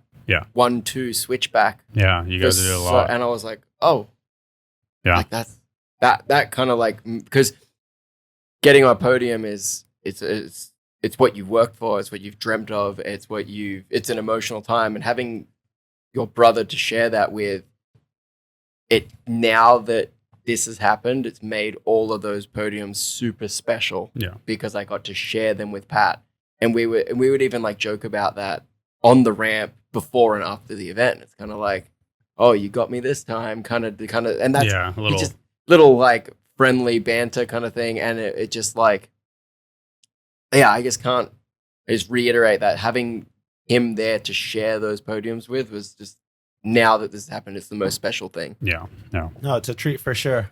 I mean, you said it perfectly. Like, those events were fun because I got to drop in like with him, you know, and like those events and many other ones, they were moments that we got to share together. Like practices, it was like, fuck yeah, we're in the same group. Like we'd be hyped to be in the same group. Yeah, it's like there's gonna be someone else that they're having a good time, and not that people don't have a good time, but it was like we're rooming together that week, so we're having a good time the whole time, and then we got to drop in and back each other up. It was motivating because we had different styles or outlooks on the course or how we were going to ride it, but it was just as motivating to watch him go in. And it's like, fuck yeah, like my brother went in, I got to go in too. Like, there's no holding back today. And there was always that question in the picture of like, should I try? Should I not try? It was like, why wouldn't you try? You put in so much work and time, but it was every time we dropped in, it was like, fuck yeah, have fun, do that shit. I did feel like Pat, once you set him on a course, it was like, it had to happen, you know, like that type of thing. He'd look so straight like, through you and be like, he's got the look. Yeah. He'd have that look. And I think we all know the look of like,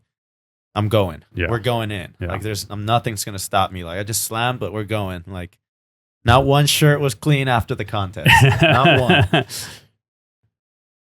This is so recent. This is like, look at that ramp, dude. Dude, I haven't even seen it since look at this thing.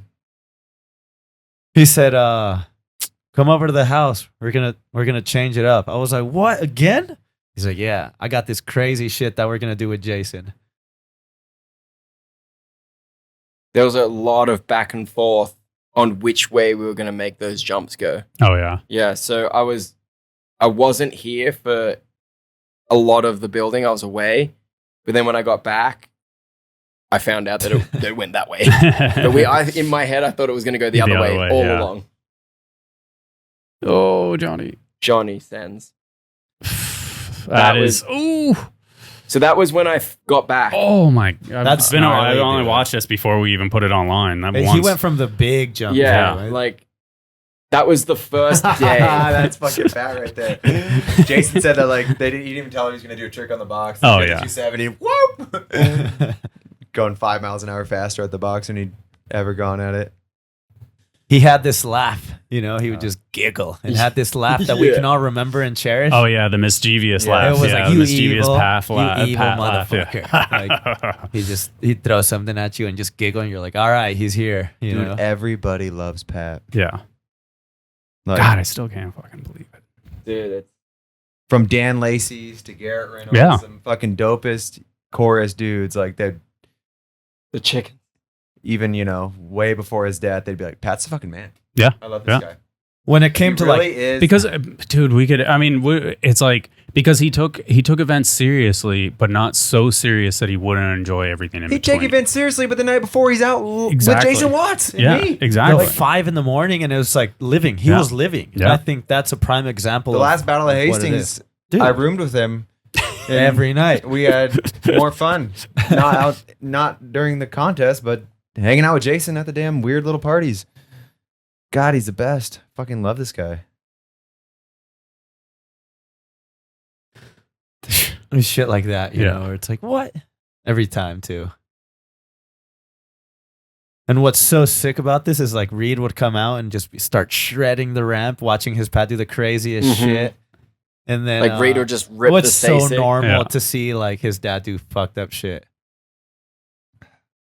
It's so sick him and Jason got together on this piece. Johnny's another person that Pat influenced from not even knowing anything about BMX. He could barely ride when I first saw Johnny at Pat's. And then hanging out with Pat for like a year. Just created a monster. This is like 2 years and he's prodigy. So sick. He's front flipping that crazy thing. I've never done a box before. This is like Johnny's or Pat's like little son too. Yeah. Like he's a neighbor, isn't he? Yeah, he's not a neighbor. He lives pretty close. Yeah. But I took such a cool Johnny dude, to the foam pit the other day. And in one try, he learned flip whips. He's got it. He's got... What foam pit? We went to Jared McNeil's house. I built a lip and he's got like a little run in. And Jason's so sick too. You know, what a good combination, Jason and Pat, with like Jason's creative building and then Pat's insane mind, you know? Like, what else are we going to add here? That was crazy.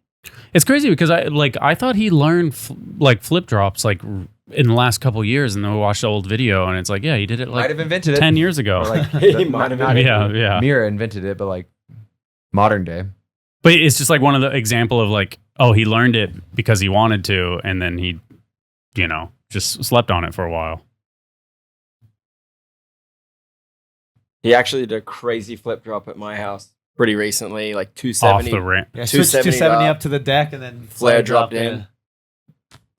And his ramp too. And you know he was going to do like he was going to be the one to do like a fakey flare drop or something. You know, like he wanted. Once he built all the new stuff too, it's like you got to go there and ride it because like that's a hip into a like It's like a roll-in for like huge dirt jumps. Yeah. It's, like It's insane. Like everything's so proportioned that you kind of can't. I honestly don't know if I would jump that, like just off the quarter into the, because it's opposite. Like, I'm sure you would, but you'd giant look at it thing. And be like, God damn. Yeah, it's one of those. That's like a 30-foot drop off the side. I've never ridden in Pat's house because every time I go there, it's serious time. It's intimidating for sure. Like if I don't go for a few weeks, I come back in the first 30 minutes. I'm like, all right, here we go. It's one of those days.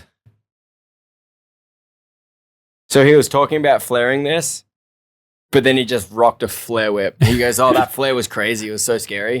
Watch this flare whip." He did at a fees. He did a flare double whip out of a bank with a jersey barrier that it's like stuck in my mind forever. Is that the same one he front flip flared? Yeah, same one. So he did the front flip flare in his run, but he did the flare double whip for best trick in his run. I think it was the year Brett won, but it was like, dude, that's the most progressive shit. It's sometimes it's not the tricks that are hard; it's where you do them, you know. And like that was his choice of setup, dude. Crazy. Like decade flip the open loop. That's still so insane, you know. The list goes on. It's endless. It's every day. Yeah. You ride that step up with respect. 180 triple whip that? Hell no. I really need to put together the behind the scenes stuff from all the dream yards, like just for the sake of it, just so it's out there. Because I mean that 180 double whip or 180 triple whip, like he pulled it like 3 times, but the rollout is like thin, and so he just like bashed into the railings, like brutal slams into him, you know, or not happy with it, you know. Yeah, always a perfectionist with this shit.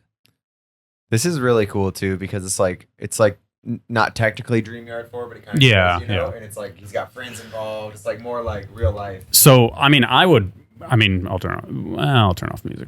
I mean, dude, there's got to be a dream yard 5, just with I think the boys. There's been conversations. You know? Chase wants to make that happen with like a group of riders. Yeah, and I think pick like 3 dudes, just because it's going to take 3 people. You know, he left the trick list behind. You know, that's got to get finished. He left a crazy trick list. Yeah, like you mentioned earlier. Well, it's like it exists. It exists. The trick list, like of dream shit, where you're like, this is Pat. Like it literally has. There's a notebook of. You want to know what Pat's? What? Yeah, like, in his notes. Like so, he's very to himself. Yeah. With people he didn't know, but then in his notes he would just express everything. This is something we learned after his passing. Like, all these gratitude messages towards life and his family, and it's like. Like this is how your mind is, and it's like as a friend, like you although you're in pain from the situation, you're at peace with what you're reading because he loved life, you know. And like I cried with the messages, and it's like how insane, you know.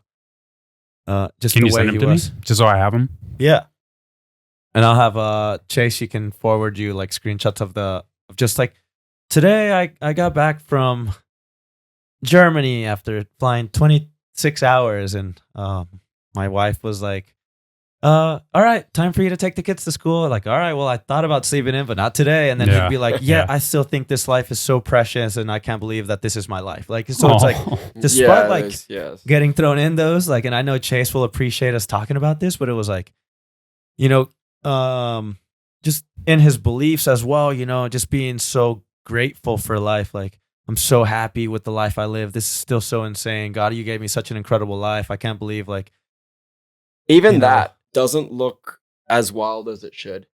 Like, that's so crazy to stand on top of that wall and look just down. like the whole section, like the whole back section. Kind of trippy. Not to mention, we got to bring up that it's always windy in that back section. But every time you talked about wind with Pat, he's like, "What wind?" Yeah.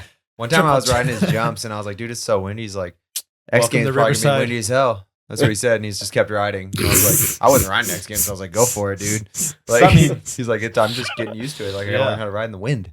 That's true. He was going off, and I was like, "Those jumps are crazy in the wind." Let me see if I can. Those jumps are crazy in the wind because it's straight headwind up the hill. He said, it might be windy at X Games. He would just say, so "What whatever." wind?" All right, here we go. I'm following you. They're standing at triple challenge, and no one's riding the jumps. It just got water, and people are waiting for them to dry off. I think this is like the first front one up flare. to rolling. Searched out Vimeo. I put Pat Casey. This is the same weekend. Doing flare double whips out of a Jersey Bear. This is his run. So he's doing the highest fucking air. Crazy story, right? And so they're doing a high air contest on that corridor. It's a 30-minute jam. Pat's already sitting there having a few beers.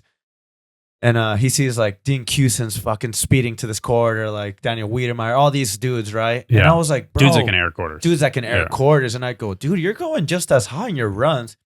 He's like, you think so? I go, fuck yeah. All right, let me get in there. Straps his helmet on. Last 5 minutes, wins the high air contest as well. You motherfucker, right? This was my first official like. This course is so weird, so crazy, right? Super, yeah. I became a spectator. I ended up breaking my metatarsals in dirt. Dude, look how crazy that was. Look how. Yeah. And I'm sure that the flare double whip's in here at the end, guaranteed. These were his runs though. You know what I mean? Like mid run, he's doing it on the hardest fucking setup at the end of his run, right? This is Montpellier, huh? Yeah. Crazy. Dude, the flare double whip 2 on that same setup. Insane. First try, no warm-ups. He lands it and he's like, sweet, fuck yeah. Time to go party. You might know the answer to this. Did he flare whip the Jersey barrier at Mira's house out of the bank, the green one? I'm pretty sure that's in a video too somewhere. If it's in a video, it's in a video. I wasn't there to be there, but I'm sure he did it, guaranteed. Yeah, like even that did he was ride even there? I know you crazy. didn't ride Animal House. He had a really fucking awesome split piece where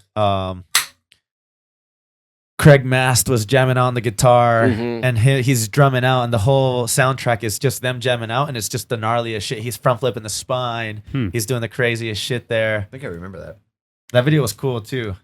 You might remember that video at the Mirror sure Warehouse. This video is fucking the Hard too. Rock Hotel, Craig Mast, Pat Casey jam out in the hallways of the Hard Rock. There was a clothing store that had a band set up just for athletics, and Pat and Craig just thought it'd be a sick idea to plug it all in and they just went for it. Freestyle and jam so this out. is sick. This is the one I'm talking about, though. It's so sick. So this is basically what it looked like, but in a mall. In a Hard Rock casino.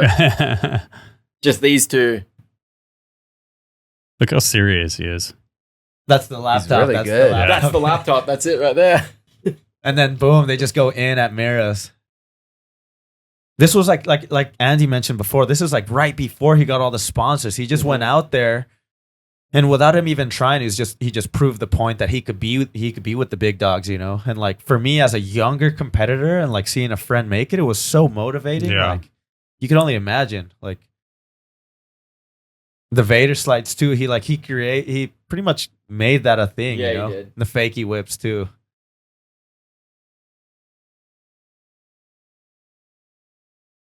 He had it was like a mini ramp contest that was going on. There was a sequence of him doing like a whip air to fakie whip. And I just remember having that sequence. I'm like, dude, he got in a magazine. That's fucking BMX Plus. Probably. Did you ever ride there?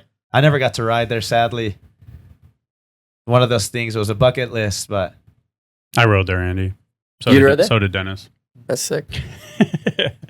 I know Dennis rode there. Dennis shut that thing down. Dennis got a Subaru. Yeah. And a Rolex? No, Breitling. Shout out to Craig Mass, wherever you are. Yeah, I know. Yeah. Savage, too. Craig used to shut this place down daily. I think anyone that was even had the doors. That quarter pipe, though, that was... Yeah. It was once 8 foot that turned into a 9 foot. That turned into, and then the truck to it, like, boom. Right? Oh, what the hell? He just did everything. Yo. No offense to their music, but go down a little bit. Well, this won't get us uncleared or whatever. I think they're playing it. I don't know. Yeah. I don't know. I'll see how it works. Yeah, I mean, they're the ones that are making the music in this video. But it could be a cover. Who knows? Or whatever. But man, that was sick. I could pull it out if it really matters. Sick. But yo.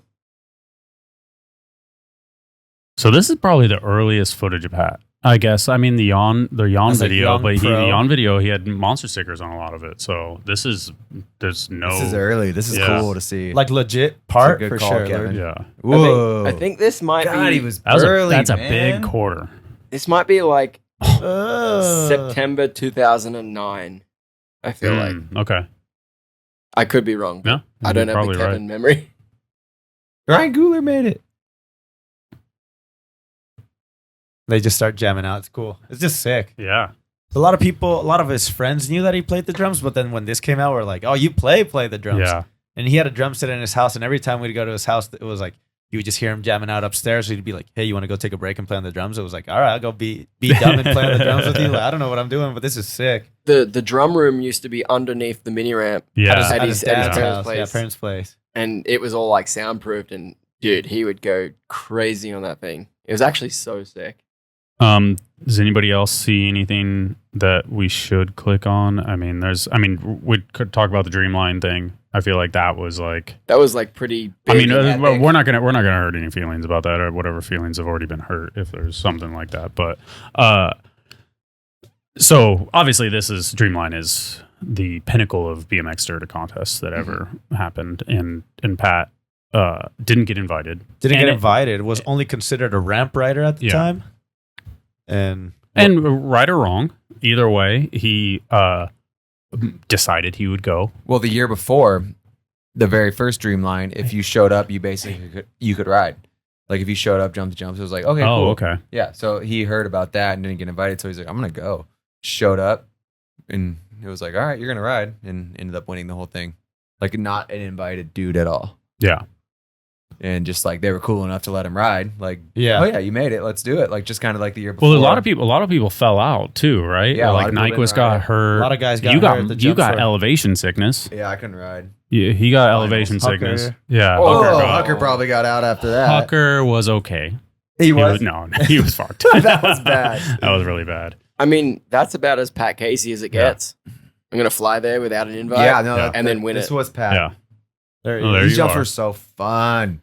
I remember this is the first time I ever saw a gimbal used in real life. Wow. Like the guy was running around with it and they had another guy controlling the camera or whatever, the angle. And I was like, that thing's crazy.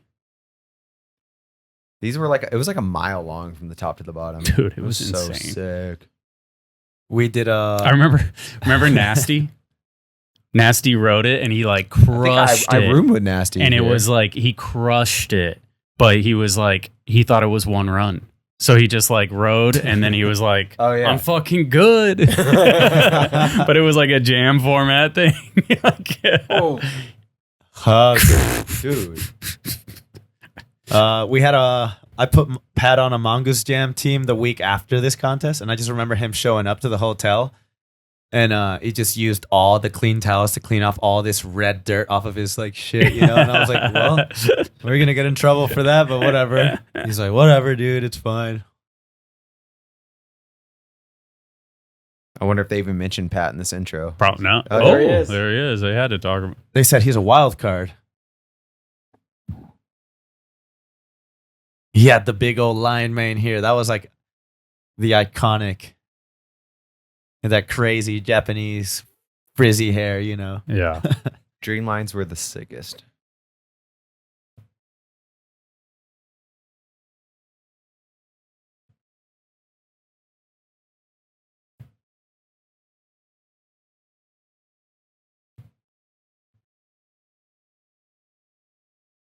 Your line into that is so crazy. Yeah, from the bottom. Yeah. Huh? Jesus. Whoa, TJ is a man. TJ Ellis. TJ is another person that helped Pat's riding get elevated to dirt riding too. Another one of Pat's best friends. Pat's best friends that also, you know, was a big influence in Pat's riding, you know. In these like recent times, TJ's been at the house like every day. Oh, yeah. Like he's like when nobody was down to dig and get the jumps running again, TJ, whether he wasn't riding at the time or not, he'd always be the one to show up, you know, and so like a real one, you know. There wasn't one time we didn't show up to the house and we had to do some sort of digging or cleaning or painting. Painting was... Hey, you want to move the resi today? All right, here we go. We got to move this shit. Who was that doing the double? Yeah, look at this. Bo and 5. That's how big the jumps were. were. I forgot about that. He just went to 3 and was like, oh shit. The double flip? That was Gutler. The 7 was Baldock. Oh, really? I think so. Nyquist too. Oh. That was a broken collarbone. That was my footage. I got $400 for that clip. Nice. Little known fact. All those cameras there, all those gimbals. You got it. They couldn't get it. They chose the price too, by the way. I was like, whatever you want. Yeah.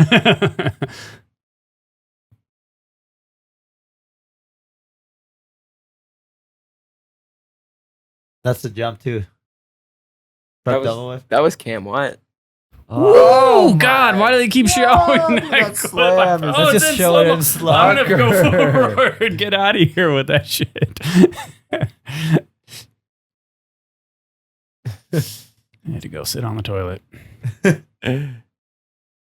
You guys see that catch whip mid set? Yeah, straight? I did. Yeah. Dude, you just held that for. You know who? So we mentioned him on the podcast. Luke Parslow sent me an email. Yeah, he was like, "Hey, what's up, man?" And we just had like a basic. It was like a text conversation via email, but it was cool. He was just doing tradesman shit back home, back in Australia. And That's stuff sick. Like that. He was someone that always kind of took me under his wing. That's crazy. Luke was always really made me think about it. Ooh. Look at dude. Gee. Yeah.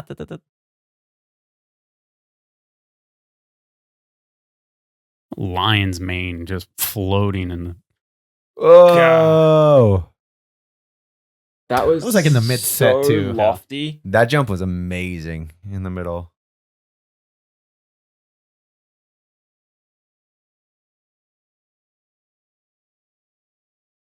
I remember TJ got second. TJ and Balldog. Hell yeah. he showed up to that Mongoose Jam the week after. How did he and get he's his hair like that? So his dad's side of the family, they're Japanese, and so his hair is just frizzy. I look at Rim and I just think of Pat's hair. Yeah, Rim's it does got get the like same that, frizzy yeah. Japanese. Yeah. And he just let it out, you know. And then this evolved into the dreads, Yeah. and yeah. so on, you know. He always had the Dreaded Pat. Dude, craziest Pat with dreads was the sickest. Yeah. It was the pineapple sickest. under the sea where he put it on top. Yeah. That was the funniest. Forgot about the pineapple hair. I'm like, yo, pineapple. Yeah. He'd be like, yeah.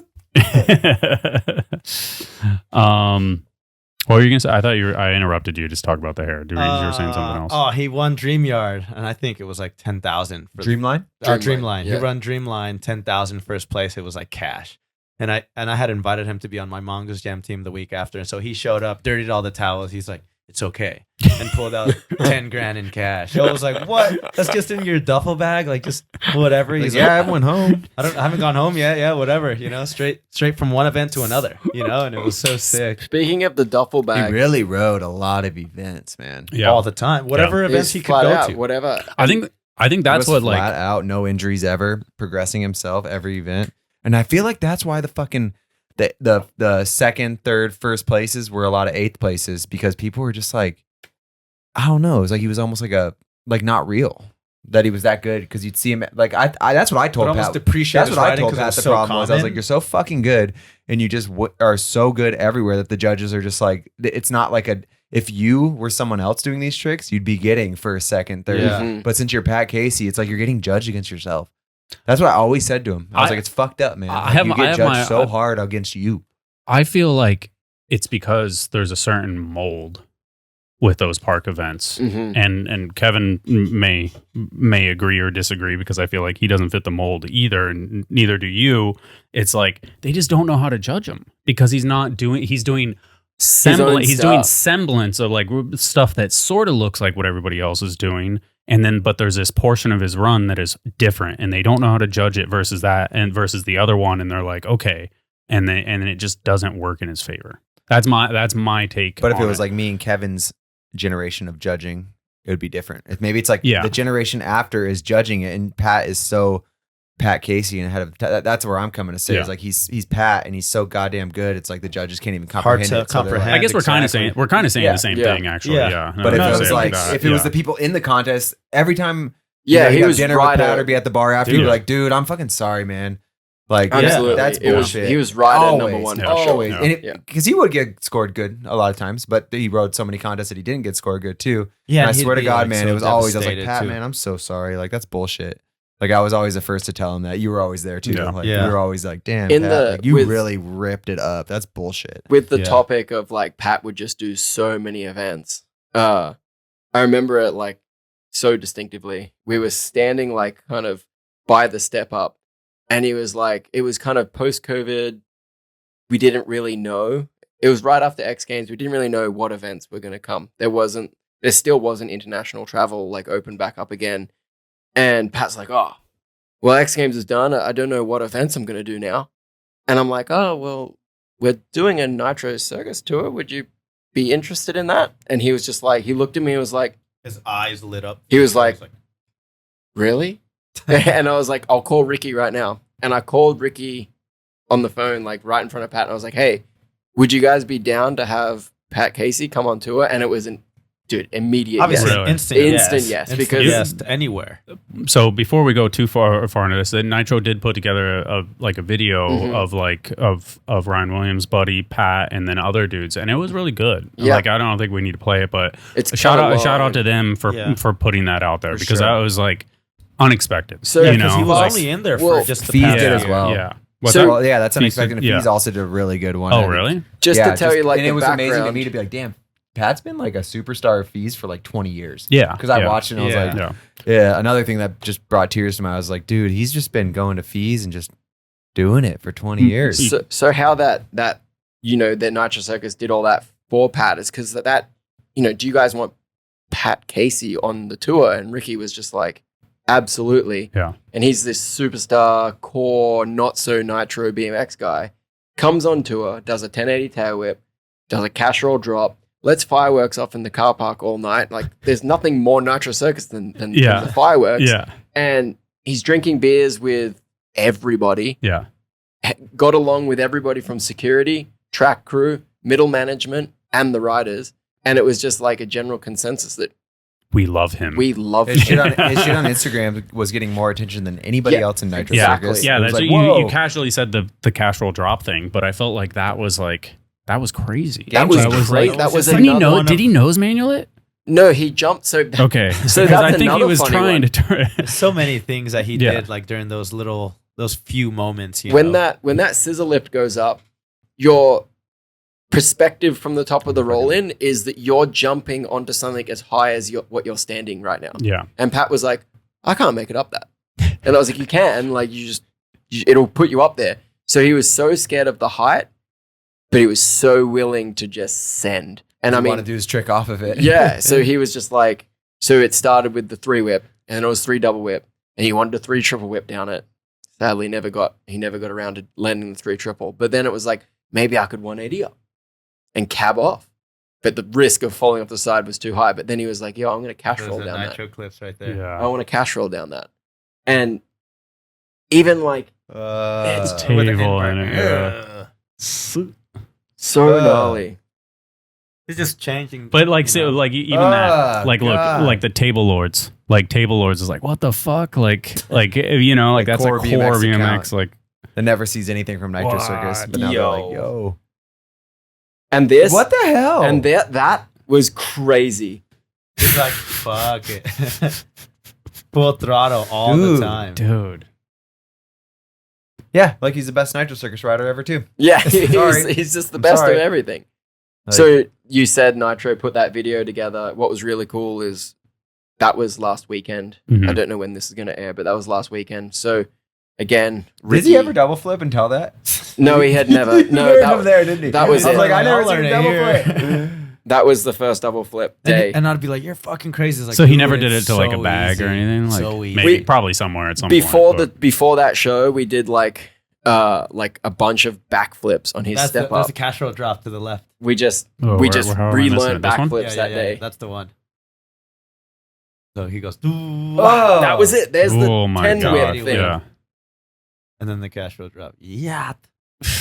Oh. And it's insane the impact that Pat left on not only BMX, but like you got mountain bike guys now this doing shit his for tricks. enders at video parts. So it's like, thanks to Pat who showed the impossible to the whole bike world. The whole bike world, you know. That's what I was saying too. He always, that's the thing. He made an amazing living and made his dream happen. Watch that one to the right. This one. Yeah. Look at that fucking thumbnail. First of all, he didn't give a fuck what anybody thought. I think, my motivation with him and memorable moments was like, who cares what anybody thinks? Jesus. He's like, watch this funny ass clip of me eating shit, and it's like, dude, that's what I was just about to say about Pat. It's like he didn't care what anybody. He did it all. He made his dream happen, made the money, but he did it in a way that like no one really makes great money from riding BMX. Like he could have went with his talent. He could have taken any avenue. But he's like, this is what I love. This is my passion. He could have done some mountain biking crank works. He could have done some whatever. But he's like, no, I'm just gonna ride BMX exactly how I want to. And then he would do shit like that and post funny falling was videos. Was that a fucking 720 triple whip, like torqued out different? 3 double whip drop. Like you're talking about like once he started doing this, it was like, yeah, he's the best at this too. You're Anders. But like just going back to the thumbnail, like he was such a funny person, you know, and to the people that never got to meet him in person, like yes, he was fucking insane at riding, but he was a real one. A real one. And he'd post that was such good air awareness too, though, when he bounced. Like you'd go to any event, any jam. Like you remember we were rolling down. It's hard to see with the light. It's 7 double. But he's like off. We were Salt Lake City filming that monster video, and we're rolling down, doing front flip cartwheels down the airbag landing, the moto airbag landing. We're just doing as many as we can go, and it's just Larry, Pat, and I. We're just laughing. We're like getting like all this, just dying like rubber. It was like rubber from their tires. and stuff. We were getting burnt by this. You know what's crazy about Pat too? He had no ego to where he would do the Waffle Cup thing. He would do Nitro Circus. He would do this big contest, but he would go do a fucking high school show too. Yeah, you know, I'm sure not Chase too cool lined him for up. He would go do that, and then come back and ride. Like if I hit him up, like, oh yeah, I'm gonna do the high school show, then I'll meet you at 5 and get a session with you. And it wasn't too cool for anyone, you know. Andy said it perfectly. He got a, you know, he made friends with the workers, the employees, the security. You know, like any person he met, it was like, this is fucking cool. Like he'd go and hang out and drink and enjoy what the life had given him. You know, something that was super special was the gratitude that Pat had. So like, there'd be a certain part of every show where we had a bit of downtime, and Pat thanked me every time. He thanked you for setting it up. He thanked me every time. That's so. And I remember it like it was yesterday. Every show that he did, he thanked me during the intermission, and I was like, dude, we're doing that for so long, just giggling and laughing, you know. And it's like that's the person he was, you know. Let me turn it off. Giggling and laughing and bullshitting and.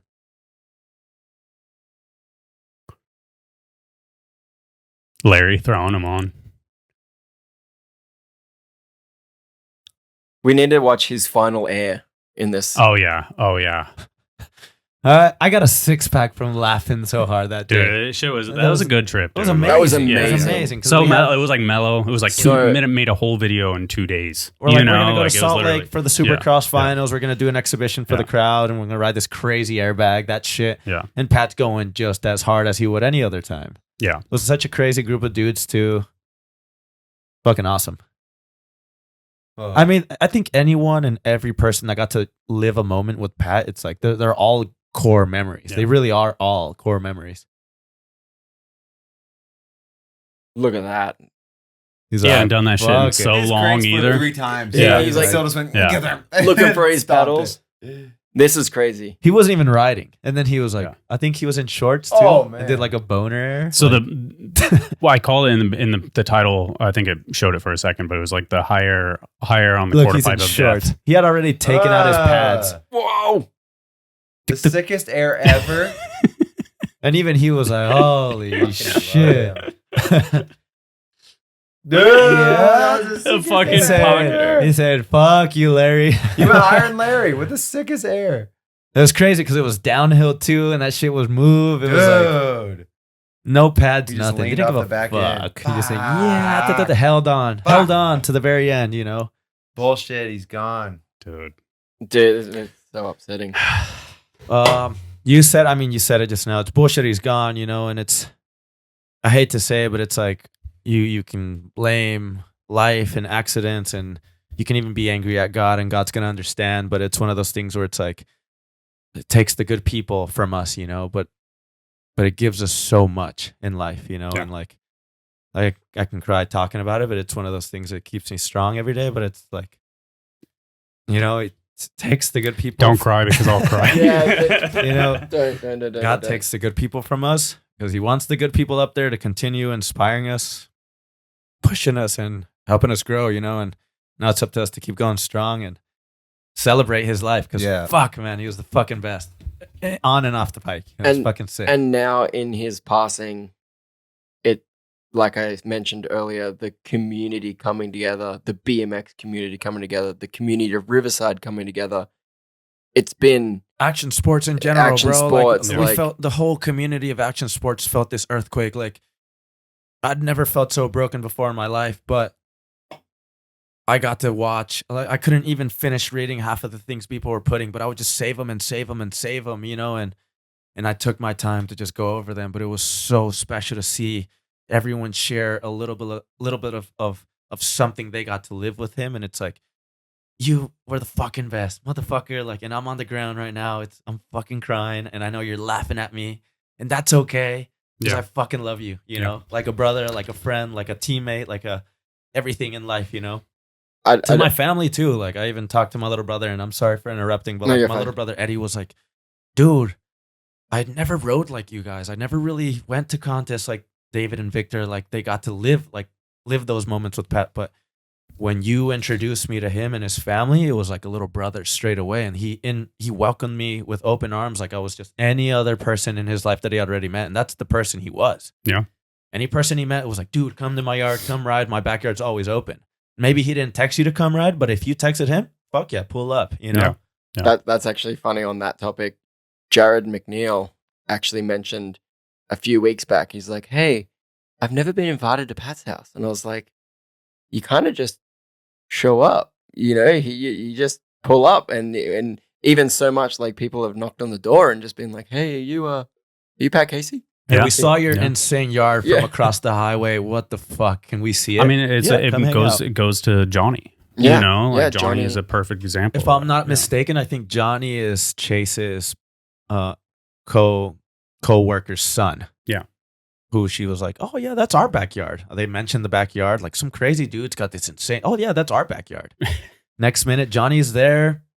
Ripping. Yeah. Picking up his first bike. He's on one of Pat's like leftover bikes, like older bikes, you know, and he's just running it up. And Pat was that motivation. Like he was to Andy and I, who were already like real riders.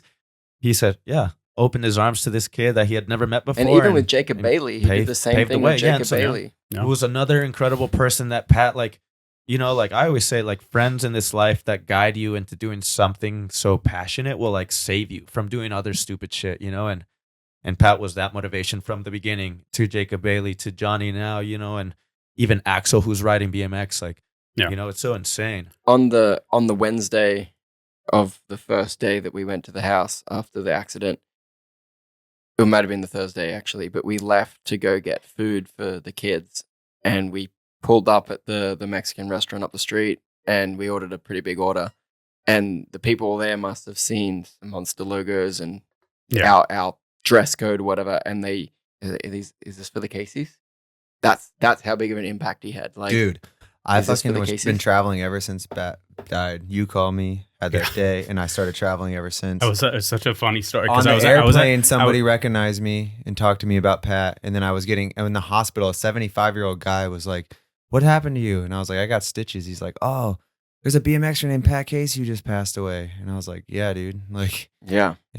I basically on the plane and in the fucking hospital, wherever the fuck I was. I sat inside my house. This guy made the impact for like a day. You know, like didn't go anywhere. I walked out to get in my car. My neighbor comes out, like a older guy. He's like 70. You know, don't really talk to him. He knows I film BMX, I ride BMX and stuff. And he's like, "Did you know the fellow?" And I'm like, I was like, "Don't talk." I was like, "I'm gonna cry." You know, like he was like, "Oh, I'm so sorry." I'm like, "Yeah." Like, Kevin was the first person I called. Yeah. And so I found out, and I was given this information right, like too early, too early, and I had to sit on it for an hour, and I was just like walking around in circles, and my fiance was left work early, and she was like, "I'm on my way," and I just didn't know what to do, and sorry, boy. And I just knew that Kevin would know before anyone else, and I called Kevin. Yeah, it's crazy. And I remember that day, like the whole day, but the whole first part was a blank, you know, where it's like, thankfully I was like surrounded by family. I was in Mexico. Dude, it was 100 degrees outside. Yeah. And I'm like sitting there, like organizing the schedule for the next coming events, or, you know, like trying to stay ahead. And I get a phone call from Chase, and I'm like, fuck yeah. Like Pat and I were just on a trip in Japan, and she had called me to like figure out like what our schedule was so he could join us, because she wasn't going to be there. I'm like, fuck yeah, she's calling me because Pat's probably going to join me on the next mission, you know, or the next trip together. And obviously it's like she's on the way to the accident, you know, and just fucking tough, Yeah. you know. And I was like, you don't even sound like yourself. I thought it was his sister. Like it was like a whole different voice. Obviously, like I remember that point, and I just remember just being outside after that and just laying on the floor. Like you can imagine it, and it's like, and I look back, and it's like, fuck, dude. Like I couldn't even look at myself in the mirror. And I think a lot of us, you know, that we all got to cherish these moments with him and work with him and be around him. We all felt the same way, you know. And one thing that stood out the most was like, I'm not alone. Yeah. And then messages and phone calls and Definitely everything. not. And Yeah. I mean, you and I had a lot of conversations that day. And Yeah. We just didn't know what to do. Like, we were both in the same consensus of like, what do we do now? It almost didn't seem real. It didn't seem real, you know, and like. Well, I was thankful for Andy because I you know, it was the news of it in the sense of like, oh, I'm running a media outlet or something like that, you know, and I'm like, what do I do? And I was like, I don't want to feel at any point that I'm like breaking a story or something like that is like the most disgusting. You know, if you look at our YouTube, I didn't do a single thing because I don't have the mental strength to do it. You know, like it's hard. We're all we're like upset now. I mean, a lot of us are on the same boat. It's been 3 weeks at this point, so it's. I stopped talking. Yeah, and it's fucking hard. It's particularly hard for me in like the right now is because Pat would come to my house once a week. Yeah. I would go to his house 3 times a week. He would work out with Kels up the street and then come to my house in the morning on, I think it was Wednesdays. Yeah. And then that routine is gone. That's gone. And then like he started working out at home in the last kind of week or like before it. And so I would just go there and then we'd plan and we'd say like other things like, hey, we need to get Reed to jump the resi. Yeah, let's get Reed to jump the resi. And we'd like concoct these plans. Initiate these plans. To like get Reed to come over and jump my resi box, which means nothing to the listeners. But to me, like having Pat and Reed come over, it was, you know, he'd flare drop the 10-foot or he'd the session was always a good session, regardless the riding was to the top level. You know? He would just send it and like we'd sit there and talk shit and laugh at each other and bully each other because that's what friends do. And then we'd sit there and support each other, and then someone would fall and he'd be the first one to get you off the ground and vice versa, you know? I think you'll testify to this too. Well, testify. Pat's favorite saying is you'd crash and be like, he'd say, "You've got it next try." Next try, and I'm so far away from something. You'd be like in pieces on the ground. You've got it next try. And even if it is hard, you know, like I got to talk to his wife and heard about the situation and the accident and everything. But the first thing that comes to mind is obviously his kids, obviously the legacy and obviously like how they're going to move forward. It's like, all right, well, I'm not getting my friend back. How can I got to let all these tears out and all these boogers out, and I got to destroy myself these next few days before I get home, because when I get there, I got to be my strongest version for them. Yeah. So they don't see any difference, you know. And yes, his children are small. They know that their dad passed away, but they don't necessarily completely understand the meaning of it, which is also a blessing too, you know. And like a friend, like a brother, and everything that comes with this life, you know, we're there to support them like a family. Phone calls, messages, ride with the kids, and just be there, you know. And I think we can all be there in different, you know, chapters of their lives, and we're always going to be surrounded by them regardless, you know. He's not around or not. Real funny, and to even like just break the ice a little bit, like I heard Chase say like, I think Pat's flight's a little delayed. I'm like, oh my god. Yeah. I'm like, all right, now I'm laughing again. No, yeah, and then that was the attitude. Yeah, and like another story just the same as that is last weekend the whole family, so Pat's mum and dad, Chase, Reed, Tatum, Chase's mum, me, my fiance, Gabby, and Axel, we all flew to Oklahoma, and we stayed in this really cool lake house, and they had fishing rods and food for us, and it was just like and Nitro Circus flew us out there. That's so that the family could watch this because tribute. the downtime is the hardest part. The downtime's the hardest, and it was Father's Day, so fuck. that was another Ricky Malnick decision, which God, that well, dude. I think it helped Chase and the family idle hands, you know, stay like, busy and see how much he meant to everyone, which is, yes, it's hard, but it's like, look, you have all these people coming over. And even she mentioned that, like, my backyard's, you know, the house has been pretty hectic since the accident, but I know it's going to die off. And I was like, that's what you think. It's never going to die off. Idea. Well, that's something to remember, though. That's right now is really hard, but 6 months when there's nobody there and it's just the three of them, that's going to be the hardest. Yeah. That's why BMX, you know? I had a comment on my YouTube saying, like, last I checked on whatever, Pat's worth $10 million, this and that. Why is everyone donating to him? And it really fucking hurt. And I'm like, I just want to like say that, like, no, Pat put all his money into his house, his family, into his passion, and yes, into the sport, into the culture. Yeah. And it's like now he's gone. It's his family, and like that's why we're donating, because we fucking love this guy, and everybody loves him, and he's the best. And that's why I want him to be like taken care of, his family to be taken care of their whole life, because we are his family. Absolutely. I love Pat. And, you know, and that's why I'm doing this kind of shit and like making sure people keep supporting them, because it's okay right now. Like all this support, whatever, like they're at the top of the food chain with support in this, but in 6 months, Pat's gone and there's not a bunch of people in the backyard, and we will keep supporting them forever, but it's not going to be the same that it was. Yeah. No. And I think like, it's a just remember what that is. I think any best dude in the world is gone. Insensitive comments like that, like they need to take a step back and well, I just wanted to let the guy understand. He looked up one thing and it said he's worth $10 million. He's not worth $10 million. But also, you know? like Pat's, he needs help. The family needs help. Pat was just an amazing bike rider, he would get some posts, yes, and stuff like that. But he was it was about the impact that he had, and the way he like touched people and stuff, that it became like the best bike rider and 1,000 people's best friend. Yeah, and like the type of person he was is he would drive to my house to help me move my resi plastic. Yeah, and then he'd leave to go pick up Reed from school. Yeah, and he just drove there to help me. Yeah.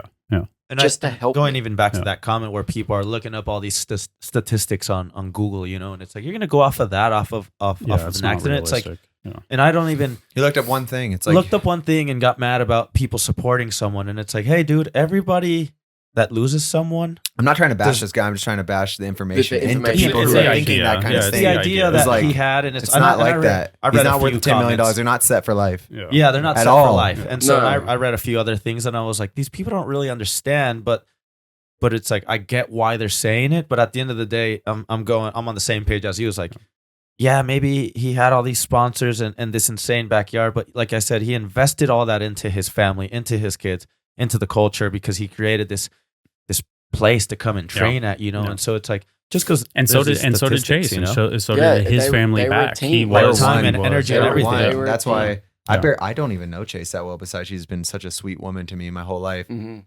But I feel like I know her so well. Like, it's me and Pat were bros, but like Chase is always just nice to me. You know, I never had the connection you guys I think have with Chase. The reason but I know they're the same person. Yeah, those fundies get created because I know he wouldn't want that, but it's like they get created because we understand that this isn't forever. You know, that the support right now isn't forever, but it's like only a handful of people will be around. I saw 10 years to continue to help. I saw a comment that said it was like something about when Chase was in on the media or something, and someone commented and said, why did this woman marry someone that did this and expect something different? And I thought the internet's so shit. I thought, why would someone? We don't even have to fucking respond to stuff like that. Why would someone use this as a just bored, an outlet to attack? Because even if it's like the small 0.1% that says this kind of shit, it's like let's tell them what the real.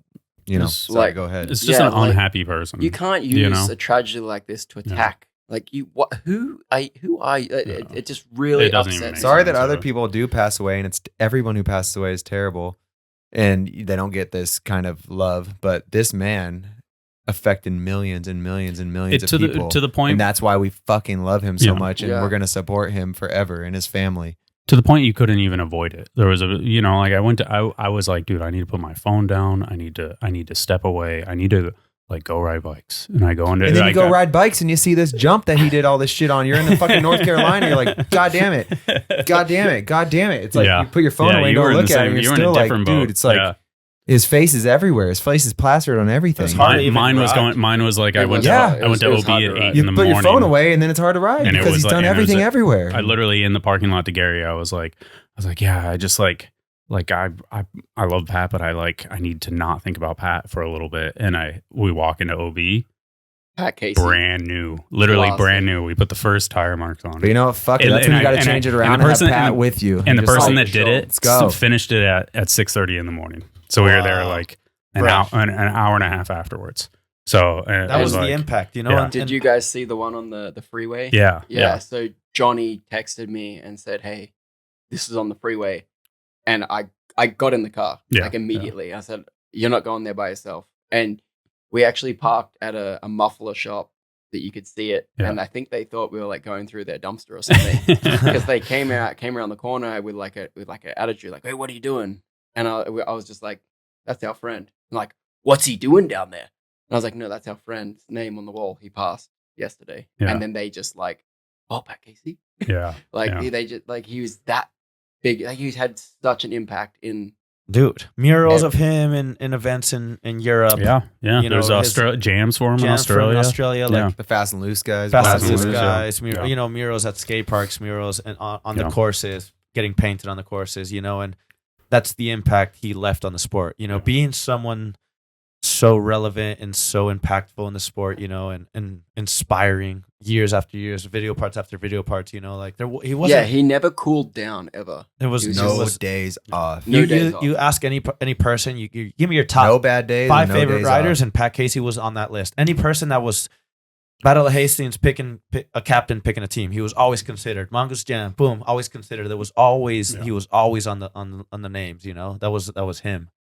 In 2000, I mentioned earlier, in 2011, me, Pat, and Chase all flew to Australia, stayed with my family, and then drove to the Gold Coast. And a lot of BMX riders would remember the GC compound. Mm. And when they found out, and this is the early days of Pat, like this is like the first year of Pat blowing up. This is 2011. He got all the sponsors in 2010. And when they found out that Pat Casey was coming, I think everybody with a 20-inch bike for 100 miles showed up the GC compound, and it was a huge deal. Yeah, like a huge deal. Oh, yeah. Dude, everywhere. Yeah, it's fucking. I mean, hard. I think. Yeah, I don't know. I think that it has to continue in a sense for Pat. Yeah. So, does anyone else want one of these? Cheers. Yeah, for Pat. I mean, obviously, I think Dream Yard 5 has to happen. I think there has to be. There's so many things or possibilities. I think there's. You know, I think it'll continue on and fuck, man. Our condolences to Chase and the whole family. Yeah, they're super strong, you know, and I think stronger than I am. Stronger than we are, I think, too, because one thing that I can mention I'd be in shambles. You know, how at peace he was with his family, with his wife, with his kids, how great of a person he was to them. You know, they're going to remember that person forever. Yeah. I looked through my hard drive and I saw a million photos and I broke down, but I said, this is the person I'm going to remember forever. And I think we all will, you know. It wasn't a moment where you were like, fuck that guy. Not one moment ever, Never. You know, and like we would even argue about stuff and I'd be like, fuck, dude. He's pretty much right. He's right. Yeah, he pretty much was. I almost said that like an hour ago. I was like, I he was love always you, Kevin, also but right. I bet if you guys were having an argument, Pat he was right. Guaranteed. Yeah. You're the best, Kevin. He was such a fucking old Pat soul in that shit too. The greatest.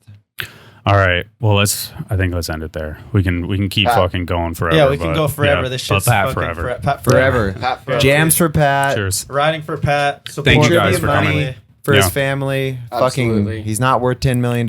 He put everything into his house, his ramps. Everyone just keep doing it for Pat. And we all love him. We all love watch him. his videos if you didn't know him, and put a piece of Pat in your heart and ride for him and do everything you can for him, because he's the fucking man. He lives inside of all of us, the whole BMX community and everyone outside of it. Dropping in will be hard, riding will be hard, but it's one of those things where it's like, just feel that push that he gave us as riders. And from the beginning, the motivation he gave us to believe in something. There wasn't one conversation we ever had where he said, you can't do that. It was, you can do whatever you set your mind to, and that's where we're going to remember for sure. Let's make the BMX world better because of Pat. Absolutely. Every single thing. You got problems with anybody, fix that shit. When someone passes away, you really get to consider all the BS that happens and be grateful and cherish life. And do it for Pat and make BMX better. everything from now on is for Pat and the family. You think you're working hard, work harder, keep going, don't stop. And if times are tough, remember what Pat would do. Get the fuck off the ground. Get the fuck up. Be grateful for where you got and keep going no matter remember where what. you're from and where you are today and where you could be if you just keep going. Pat Casey could not sleep for like 2 days traveling somewhere, get picked up by somebody that doesn't even know him, taken to the wrong skate park for the wrong contest, and be like, I'll shred here. Yeah, fuck. Absolutely. I'll get it. Like, whatever. Absolutely. Hell yeah. Thank you guys so I love much you, for Pat coming. Casey. Thank you guys. Forever. I love you, Pat Casey. Your family. Let's do this forever. I didn't cry as much as I thought I would.